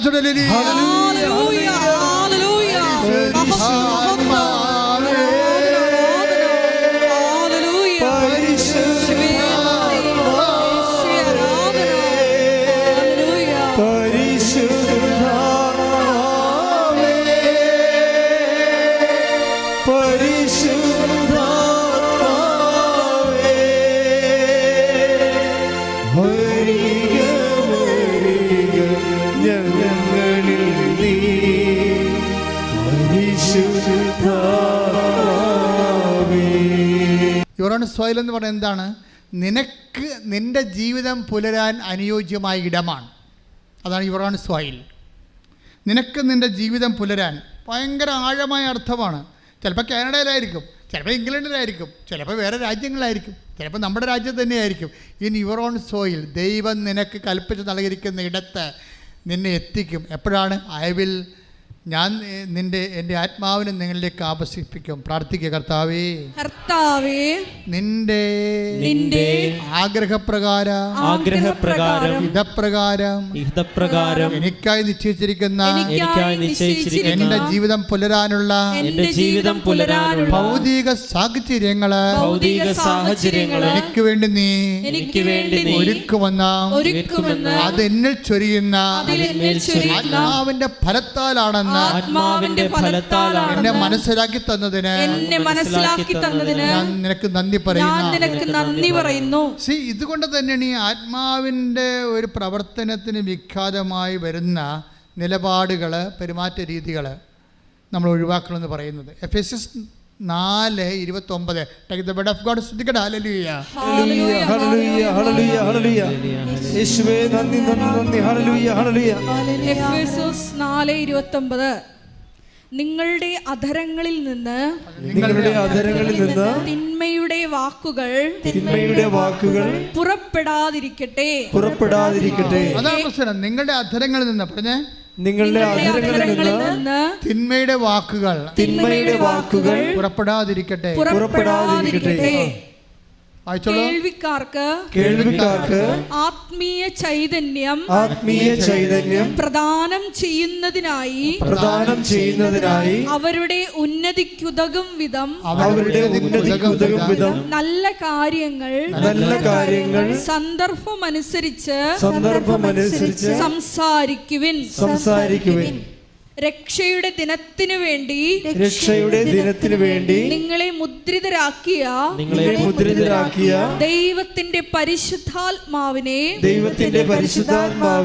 വേദനിപ്പിക്കരുത്. അപ്പൊ സംസാരിക്കുകയാണെങ്കിൽ അത് സെക്കൻഡ് പാർട്ടിക്ക് ഗുണകരമായ കാര്യങ്ങളായിരിക്കണം, അല്ലെങ്കിൽ സംസാരിക്കാതിരിക്കുന്നതായിരിക്കും നല്ലത്. എന്താ കാര്യം എന്നറിയാവോ? ഇപ്പം നീതിയുടെ വിഷയമാണെങ്കിൽ നീതിയുടെ പക്ഷത്തു നിന്ന് സംസാരിക്കണം, സത്യത്തിൻ്റെ വിഷയമാണെങ്കിൽ സത്യത്തിൻ്റെ പക്ഷത്തു നിന്ന് സംസാരിക്കണം. അല്ല, സംസാരിക്കാതിരിക്കേണ്ട അവസ്ഥയില്ല അവിടെ. പക്ഷേ അതിൻ്റെ പേരിൽ നിന്നെ ഇപ്പോൾ തന്തൊക്കെ വിളിച്ചെന്ന് പറഞ്ഞാൽ നീയും തിരിച്ചു വിളിക്കുമ്പോൾ സ്വാഭാവികമായിട്ടും നീ അവരും തമ്മിൽ എന്നാ വ്യത്യാസം ഇരിക്കണത്? ഉടമ്പടിയിലുള്ളവർ ദൈവമായിട്ട് ഉടമ്പടിയിലുള്ള കാര്യം മറന്നു പോകരുത്. ടിൻഡുവിൻ്റെ സാക്ഷ്യമുണ്ട് കഴിഞ്ഞ ദിവസത്തെ. ടിൻഡുവിൻ്റെ സാക്ഷ്യം എന്ന് പറയുന്നത്, ടിൻഡു മാനന്തവാടിയാണ്. അപ്പോഴെന്താ പ്രശ്നം വെച്ച് കഴിഞ്ഞാൽ അവർക്ക് ഭർത്താവിനും ഭാര്യയ്ക്കും കുഞ്ഞിനും വിസ വേണം, നടക്കണില്ല. അവർ ഉടമ്പടി ചെയ്തിട്ട് ടിൻഡു എന്താ ചെയ്തതെന്നറിയാവോ? ഇത് നടക്കണില്ലെന്ന് കണ്ടപ്പോൾ അവരെന്താ ചെയ്തതെന്ന് വെച്ചാൽ അവിടെ പ്രേക്ഷിത പേര് ഡബിളല്ല അവർ പറഞ്ഞേ, ഒരു കെട്ട് പത്രമാണ് ഞാൻ മേടിക്കേണ്ടത്, അതിന് പകരം ഞാൻ 4 കെട്ട് പത്രം മേടിച്ചു. ഒരു ചുമടുണ്ടായിരുന്നു ഞങ്ങളുടെ വണ്ടിയിൽ വേറെ ഒരു ചുമടുണ്ടായിരുന്നു, ഞങ്ങളുടെ ലഗേജ് എല്ലാം കൂടി. എന്നിട്ട് ഞാനും ഭർത്താവും കൂടി അതെല്ലാം ഓടി നടന്ന് ഞങ്ങളുടെ നാട്ടിൽ തന്നെ കൊടുത്തു. ചില ആൾക്കാർ നാട്ടിൽ കൊടുക്കണില്ല. ചില ആൾക്കാർ ഉടമ്പടി കൃപാസനം പത്രം നാട്ടിൽ കൊടുക്കണില്ല. അവരിവിടെല്ലാം പോയിട്ട് ഞാൻ തമിഴ്നാട്ടിലൊക്കെയാണ് കൊടുക്കണത്. ഇത് എന്നെ കണ്ടാൽ മിണ്ടല്ലേ എന്ന് പറഞ്ഞു. അതാണ് പ്രശ്നം. ചില ആൾക്കാർക്ക് അപ്പം തന്നെ നിങ്ങളുടെ കാര്യത്തിൽ തീരുമാനമായില്ലേ, നിങ്ങൾ ദൈവത്തെ പുച്ഛിക്കുന്നു എന്നുള്ളതും കാര്യം കാണാൻ വേണ്ടി നിങ്ങൾക്ക് കാര്യം കരകയും ചെയ്യണം, കിറിയും നന്നാകണം. എന്ത് കഷ്ടമാണ്! കാരണം ഞാൻ കിറി നന്നാകുക ഇല്ല. അപ്പോൾ ഇതിൻ്റെ ഒരു അപമാനമുണ്ട്. ഇത് ഡിസ്റ്റാറ്റസിങ്ങിൻ്റെ ഒരു ലോ സ്റ്റാറ്റസിങ് ഉണ്ട്.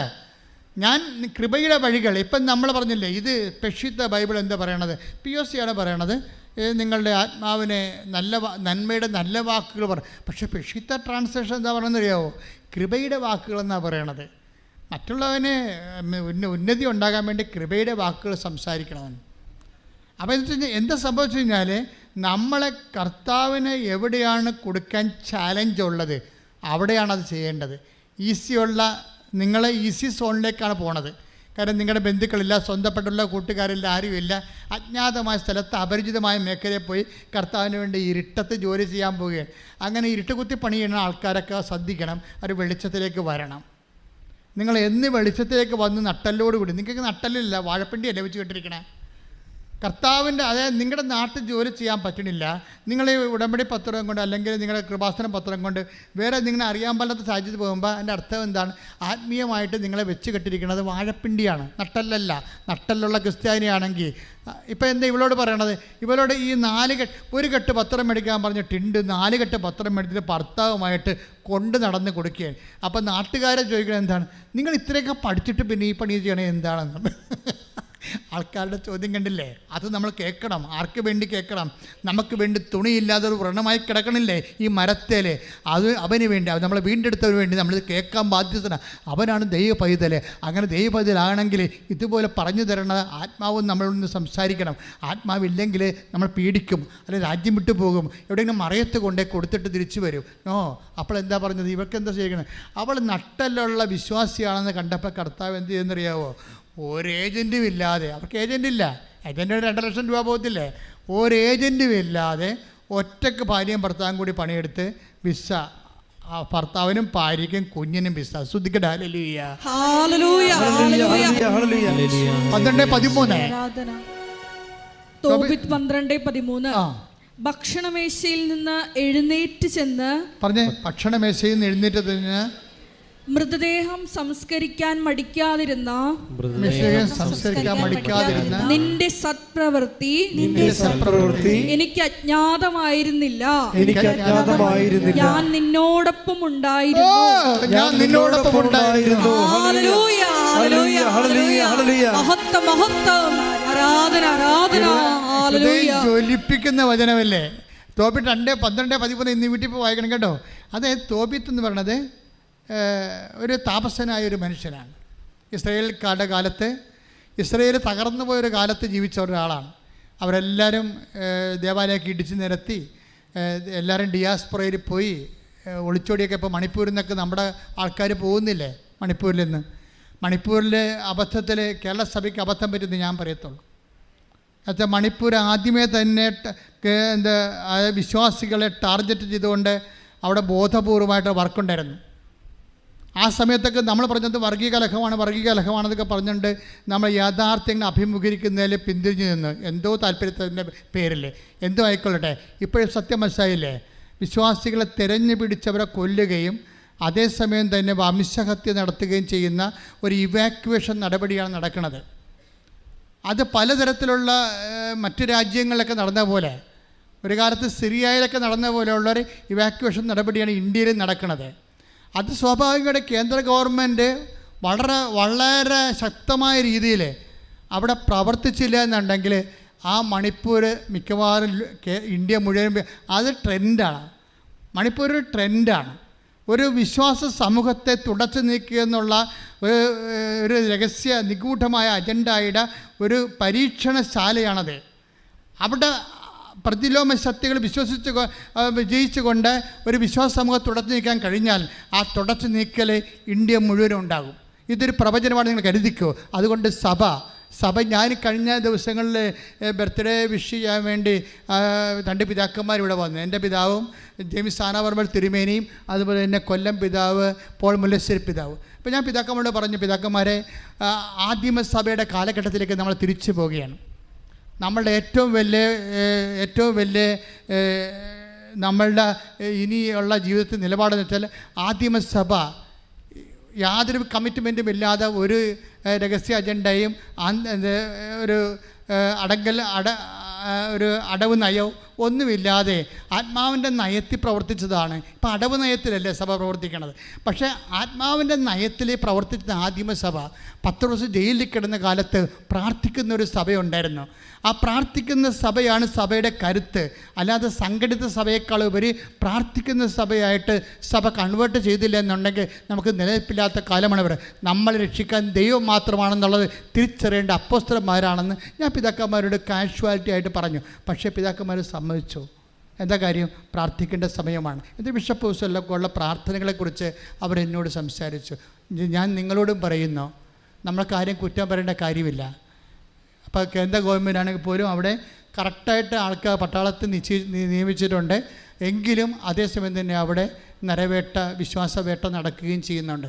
അപ്പോൾ നമ്മൾക്ക് ഈ സമയത്തൊക്കെ പരസ്പരം കുറ്റം പറഞ്ഞ് ആരുടെയും പഴിചാരുന്നതിന് പകരം പരസ്പരം പറ്റുന്ന തരത്തിൽ പ്രാർത്ഥിച്ച് അവരുടെ നടപടിക്രമങ്ങളെയും, ഇപ്പോൾ സെൻട്രൽ ഗവൺമെൻറ് ആയാലും ശരി, അവരുടെ സമാധാനം സ്ഥാപിക്കാനുള്ള ശ്രമങ്ങളെ, സമാധാനം സ്ഥാപിക്കുന്നവർ ഭാഗ്യവാന്മാർ, അവർ ദൈവപുത്രൻ എന്ന് വിളിക്കപ്പെടുമെന്ന് ഈശോ പറഞ്ഞെങ്കിൽ അങ്ങനെ ദൈവപുത്രക്കടുത്ത സമാധാന ശ്രമം ഗവൺമെൻറ്റിൻ്റെ ഭാഗത്തുണ്ടായാൽ അത് ഏത് ഗവൺമെൻറ് ആയാലും ഏത് സംസ്ഥാന ഗവൺമെൻറ് ആയാലും അതുപോലെ തന്നെ പരസ്പരം പറഞ്ഞ് വിഘടിപ്പിച്ച് വീണ്ടും പുണ്ണിനെ ചിരണ്ടി പഴുപ്പിക്കുന്നതിന് പകരം നിങ്ങളെല്ലാവരും അപ്പോസ്തല തീക്ഷ്ണതയോടെ പ്രാർത്ഥിക്കണം.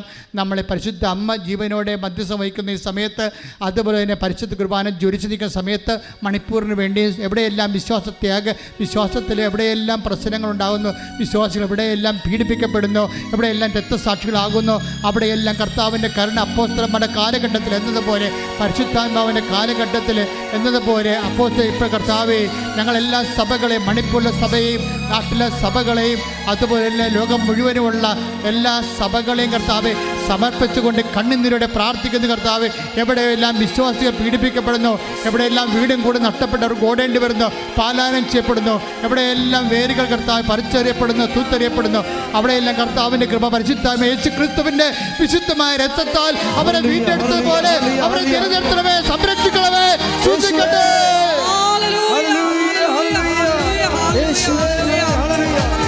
പറയുന്ന സൽപ്രവൃത്തികൾ എന്താണ്? നമ്മൾ തോബിത്ത് 12:14-13 വായിച്ചത്, നിൻ്റെ സൽപ്രവൃത്തികൾ എനിക്ക് അജ്ഞാതമായിരുന്നില്ല. മനസ്സിലായില്ലേ? അപ്പോഴേ തോബിത്ത് എന്താ ചെയ്തത്? ഒരു പെന്തക്കോസ്താ തിരുനാൾ ദിവസമാണ്. വിഭവസമർത്ഥമായ മേശ, ആ ഭക്ഷണം കൊണ്ട് മേശ നിറഞ്ഞിരിക്കുക. അപ്പോൾ ഉച്ചക്ക് ഊണ് കഴിക്കാൻ വന്നപ്പോൾ കൊച്ചു തോബിയോട് പറഞ്ഞു, നമ്മുടെ ആൾക്കാർ വല്ലവരും ഉണ്ടെങ്കിൽ നീ വിളിച്ചോണ്ട് വാ, അവർ വരുന്നിടത്തോളം കാലം ഞാൻ ഭക്ഷണം കഴിക്കാതിരിക്കാം. മനസ്സിലായില്ലേ? കണ്ടില്ലേ? യേശുക്രിസ്തുവിന് മുമ്പുള്ള നല്ല മനുഷ്യരെക്കുറിച്ച് കണ്ടില്ലേ? തബി ദൈവത്തെ അറിയുന്ന മക്കൾ. പെന്തക്കോസ്താ ദിവസമാണ്, യഹൂദൻ്റെ ഏറ്റവും ശക്തമായ ആഘോഷ ദിവസമാണ്. അപ്പോൾ വിഭവസമർത്ഥമായ ഭക്ഷണം കൊണ്ട് മേശ നിറഞ്ഞിരിക്കുമ്പോൾ തോബിത്ത് ഉച്ചക്ക് ഭക്ഷണം കഴിക്കാൻ വരുമ്പോൾ മകനോട് പറയും, ഞാൻ ഭക്ഷണം കഴിക്കുന്ന മുമ്പ് നമ്മുടെ കൂട്ടത്തിൽ ആരെങ്കിലും പട്ടണങ്ങൾ അരഞ്ഞു നടക്കുന്നുണ്ടെങ്കിൽ അവരെ വിളിച്ചോണ്ട് വാ, അവർ വരുന്നവരെ ഞാൻ ഭക്ഷണം കഴിക്കാതിരിക്കാം. ഓ, എന്തൊരു മനസ്സാ, എന്തൊരു സഹോദര സ്നേഹമാണ്. അപ്പോൾ ഉടനെ അവൻ പോയിട്ട് പെട്ടെന്ന് പട്ടണത്തിൽ പോയി നോക്കിയിട്ട് പോയി അണച്ച് പെട്ടെന്ന് വരും. എന്താ പറഞ്ഞു പറയും, ഒരു മൃഗത്തെ നമ്മുടെ കൂട്ടത്തിൽ ഒരാളെ കൊന്നിട്ടിരിക്കണം അവിടെ. അയ്യോ എന്ന് പറയുമ്പോൾ അപ്പോൾ ഞാൻ ഭക്ഷണം തൊട്ട് നോക്കുക പോലും ചെയ്യാതെ അങ്ങോട്ട് ഓടിയെന്നാണ് ഉച്ചക്ക്. പിന്നെ ആ ആളെ സാപത്തല്ലേ, മറവ് ചെയ്യാൻ പറ്റത്തില്ല. സൂര്യൻ അസ്തമിക്കത്തോളം കാലം ആ ജഡം മറച്ച് വെച്ചിട്ട് അവിടെ കുത്തിയിരുന്നു. അവിടെയാണ് പ്രശ്നം. അപ്പോൾ സൽപ്രവൃത്തിയാണ്.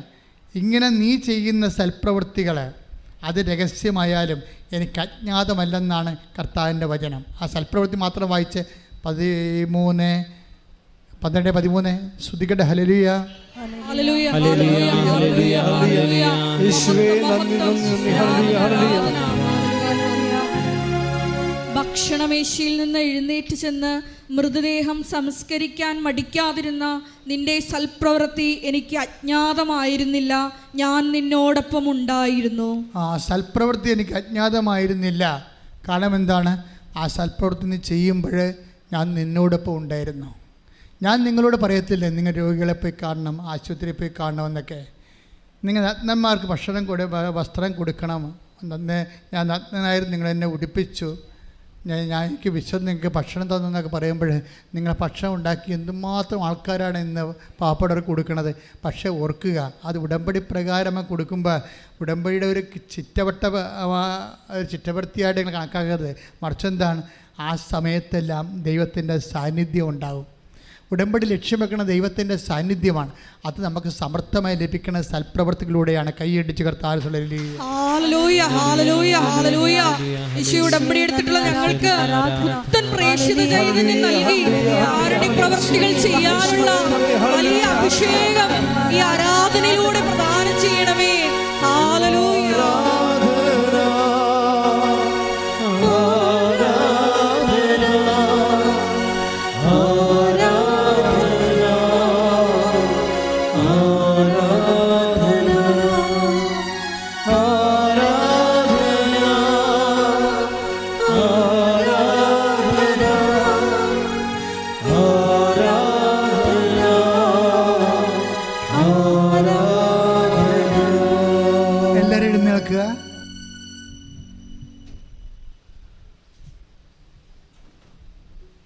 എൻ്റെ പ്രിയപ്പെട്ടവരെ,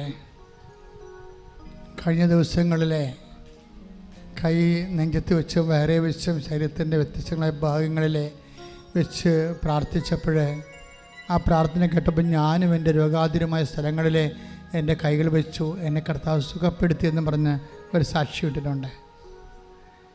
അപ്പോൾ ഇതെല്ലാം ദൈവം പൂർണ്ണമായിട്ട് അംഗീകരിക്കുകയാണ്. നമ്മൾക്ക് തന്ന വെളിപാടനുസരിച്ച് നമ്മളിപ്പോൾ രോഗസൗഖ്യ പ്രാർത്ഥന സമയമാണ്.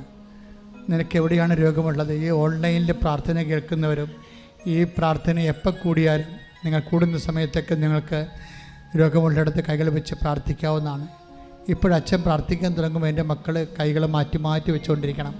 ചിലപ്പോൾ 1, 2, 3 രോഗങ്ങളുള്ള മക്കളുണ്ടാകും. അവിടെ എല്ലാം മാറ്റി മാറ്റി വെച്ച് വിശ്വാസ പ്രമാണം അറിയാവുന്നവർ വിശ്വാസ പ്രമാണം ചൊല്ലിയും അല്ലാത്തൊരു യേശുവേ രക്ഷക എൻ്റെ രോഗങ്ങൾ ഏറ്റെടുക്കണമെന്ന് ആവർത്തിച്ച് പ്രാർത്ഥിച്ചുകൊണ്ട് ഈ രോഗസൗഖ്യമായി നേടാവുന്നതാണ്. ശ്രുതികട ഹല്ലേലൂയ. നല്ലവനായ ദൈവമേ, നിൻ്റെ ഉന്നതമായ നാമത്തിന് സ്തോത്രം ചെയ്യുന്നു.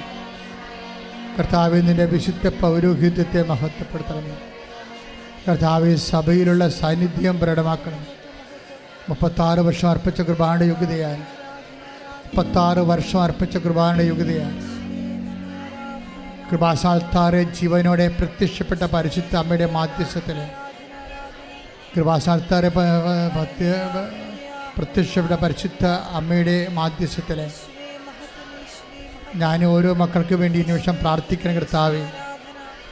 സിസ്റ്റ് രോഗികളുമെന്ന് കൈവെക്കണമെന്ന് പ്രാർത്ഥിക്കുന്ന കർത്താവേ.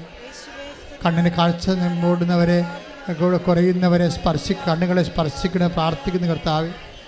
മൂക്കിലെ അഡിനോയിഡ് രോഗികളെ സ്പർശിക്കണം പ്രാർത്ഥിക്കുന്ന കർത്താവേ. ക്യാൻസർ രോഗികളെ സ്പർശിക്കണം പ്രാർത്ഥിക്കുന്ന കർത്താവേ.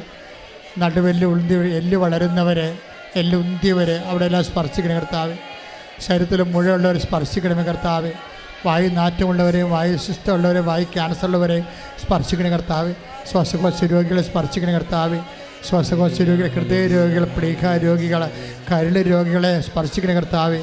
കർത്താവിൻ്റെ വിശുദ്ധമായ രക്തം വിശുദ്ധമായ വിശുദ്ധ രക്തം കർത്താവ് ശരീരം തളിക്കപ്പെടട്ടെ. കർത്താവിന് ഉന്നതമായ നാമത്തിൽ സഭയുടെ അധികാരത്തിൽ കുശിൻ്റെ അടയാളത്തിൽ ഉള്ളംകാലം മുതൽ ഉച്ചവരെ കർത്താവിൻ്റെ രക്തം നിരട്ടെ. വാദരോഗികളെ, വിസർപ്പ രോഗികളെ, സോറിയാസിസ് രോഗികൾ, പിസ്റ്റുല രോഗികൾ, PCOD രോഗികൾ, RSS രോഗികളെ, മക്കളില്ലാത്തവർ കർത്താവേ, കർത്താവേ, ഓട്ടിസത്തിൻ്റെ രോഗമുള്ളവർ കർത്താവേ, ഹൈപ്പർ ആക്ടിവിറ്റി ഉള്ളവർ കർത്താവേ, അപസ്മാര രോഗികൾ, ത്വക്ക് രോഗികളെ യേശുവിൻ്റെ ഉന്നതമായ നാമത്തിൽ സഭയുടെ അധികാരത്തിൽ കുരിശിൻ്റെ അടയാളത്തിൽ മാരക രോഗങ്ങൾ, തിരവേദികൾ യേശുവിന്റെ നാമത്തിൽ മനോരോഗങ്ങൾ മാറിപ്പോകട്ടെ.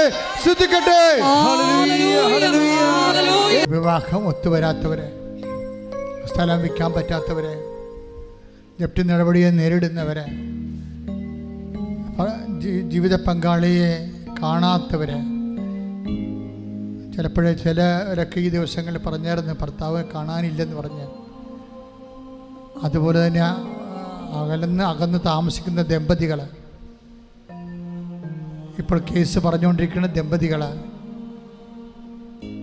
എല്ലാവരെയും സമർപ്പിച്ചുകൊണ്ട് പ്രാർത്ഥിക്കുന്ന,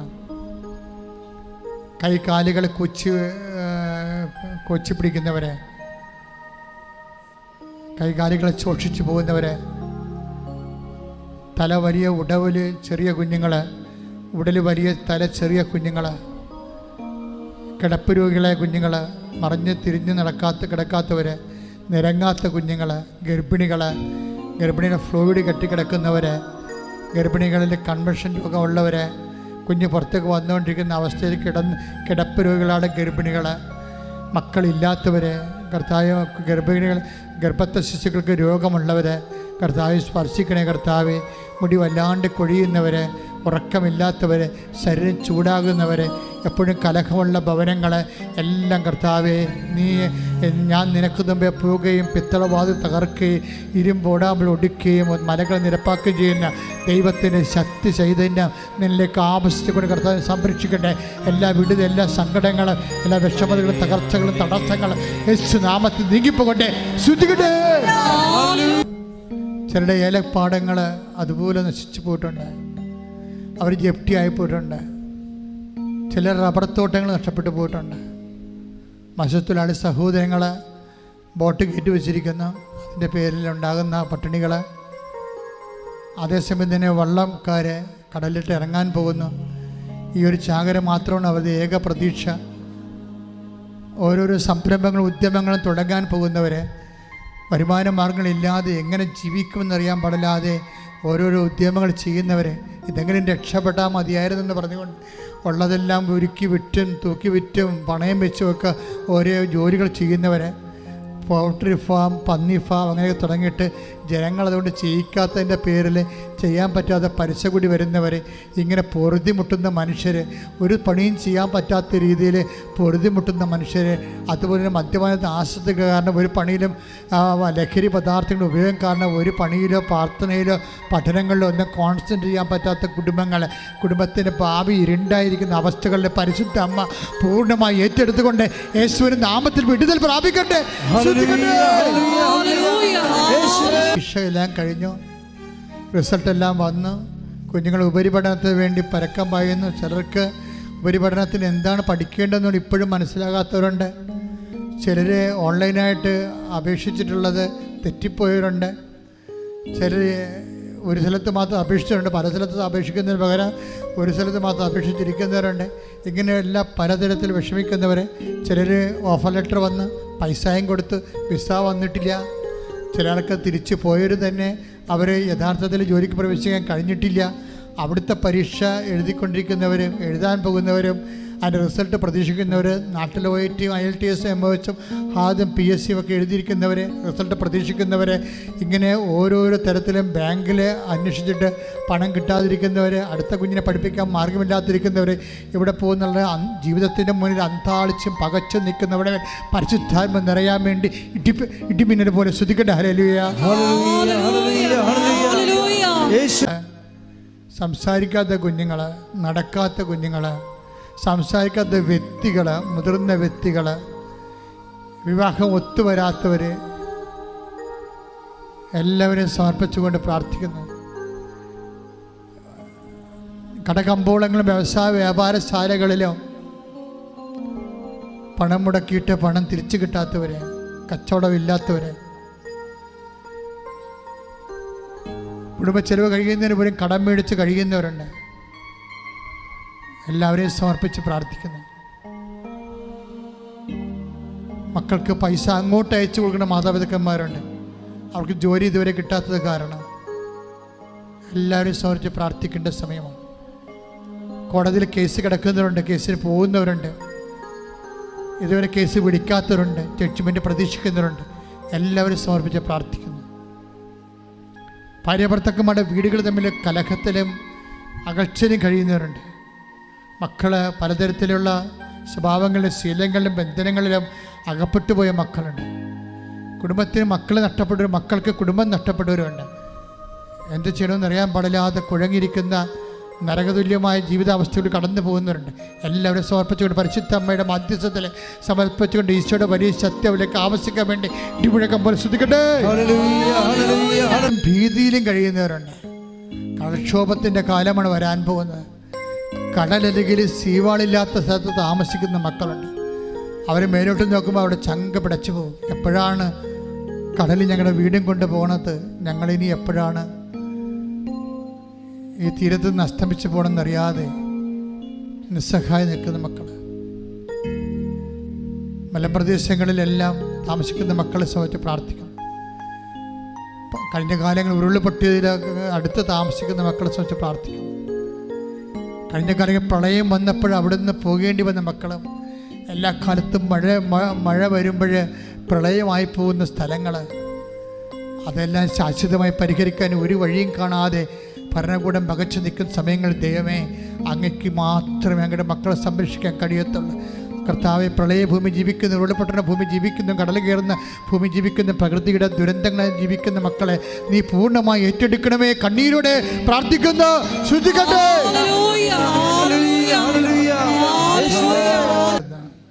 I will reinstate you in your own soil. പുറപ്പാടിൻ്റെ എസെക്കിയേൽ 37:14, പുറപ്പാടിൻ്റെ 33:14 നിൻ്റെ മണ്ണിൽ ഞാൻ നിന്നെ നിക്ഷേപിക്കും. അപ്പോൾ ഇന്ന് പരിശുദ്ധാത്മാ പറഞ്ഞത്, നിൻ്റെ ജീവിതത്തിന് അനുകൂലമായ ജോലി, നിൻ്റെ ജീവിതം കരുപ്പിടിപ്പിക്കാൻ എസെക്കിയേൽ 37:14 പറഞ്ഞിരിക്കുന്നത് പോലെ നിൻ്റെ ജീവിതം കരുപ്പിടിപ്പിക്കാൻ അനുയോജ്യമായ സ്ഥലത്ത് നിന്നെ ഞാൻ നിർത്തുമെന്ന്. കർത്താവ്, ഈ വാക്കുകളെല്ലാം ഞങ്ങളെ വിശ്വസിക്കുന്ന, ഈ വാഗ്ദാനങ്ങളെല്ലാം ഞങ്ങളെ ഏറ്റെടുക്കുന്നു. അതിനുവേണ്ടി സൽപ്രവൃത്തികൾ ചെയ്യുമ്പോൾ തോബിത്തിൻ്റെ 12:13 അനുസരിച്ച് കൊണ്ട് നിൻ്റെ സാന്നിധ്യം, നിൻ്റെ സൽപ്രവൃത്തികൾ എനിക്ക് അജ്ഞാതമായിരുന്നില്ല, ഞാനവിടെ ഉണ്ടായിരുന്നു പറഞ്ഞ കർത്താവ് സാന്നിധ്യം എല്ലാ മക്കളുടെ ജീവിതത്തിൽ കർത്താവ് അങ്ങനെ സാന്നിധ്യമായി നിറഞ്ഞു നിൽക്കണമേ. എല്ലാവർക്കും അവരുടെ ജീവിതത്തിന് ആവശ്യമായ ഉപരി വിദ്യാഭ്യാസത്തിൻ്റെ അഡ്മിഷൻ കിട്ടാനും കർത്താവ്, ജോലി ലഭിക്കാനും പരിശുദ്ധമ്മയുടെ മധ്യസ്ഥത്തിൽ യേശുവിന്റെ നാമത്തിൽ സമർപ്പിച്ചുകൊണ്ട് സ്തുതിക്കട്ടെ. മുട്ടേ നിൽക്കുക മക്കളെ. മൗനമായി എന്തെങ്കിലും വിഷയം അച്ഛൻ വിട്ടുപോയിട്ടുണ്ടെങ്കിൽ ഇപ്പോഴ് അമ്മ നിങ്ങൾക്ക് വേണ്ടി മധ്യസ്ഥം വയ്ക്കുന്ന സമയത്ത്, ദിവ്യകുമാരൻ്റെ മുന്നിലായിരിക്കുന്ന സമയത്ത് ഇപ്പോഴും ഓർക്കുക. അച്ഛൻ അത് പ്രാർത്ഥിച്ച പോലെ തന്നെ ഇപ്പം നിങ്ങൾക്കും പ്രാർത്ഥിച്ച ഈശോ നിങ്ങളെ സഹായിക്കുക. എന്തെങ്കിലും അച്ഛൻ വിട്ടുപോയിട്ടുണ്ടെങ്കിൽ,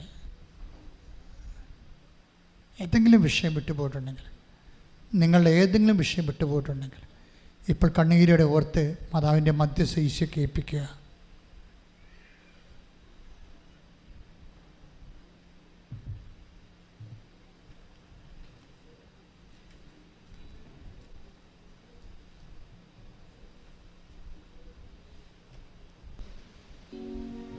ഒരിക്കൽ കൂടി മരിയൻ ഉടമ്പടിയിൽ സമർപ്പിച്ചിരിക്കുന്ന വിഷയങ്ങളും ജീവിതത്തെ നൊമ്പരപ്പെടുത്തുന്ന വിഷയങ്ങളും പരിശുദ്ധ അമ്മയുടെ മധ്യസ്ഥയിൽ ദിവ്യകാരുണ്യ സന്നിധിയിൽ സമർപ്പിച്ചുകൊണ്ട് പ്രത്യക്ഷീകരണത്തിൻ്റെ സാക്ഷികളായി ഞങ്ങളെയും ഞങ്ങളുടെ കുടുംബത്തെയും ഉയർത്തണമേ എന്ന് പ്രാർത്ഥിച്ചുകൊണ്ട് ശിരസ്സ് നമിച്ച് നമുക്ക് ദിവ്യകാരുണ്യനാഥൻ്റെ ആശീർവാദം സ്വീകരിക്കാം.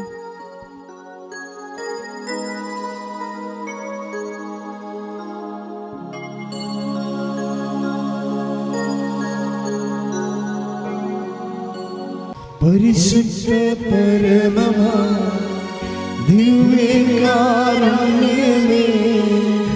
എന്നും അങ്ങേക്ക് ആരാധന. പരിശുദ്ധ പരമമാ ദിവ്യകാരുണ്യമേ, എന്നും അങ്ങേക്ക് ആരാധന. പരിശുദ്ധ പരമമാ ദിവ്യകാരുണ്യമേ, എന്നും അങ്ങേക്ക് ആരാധന.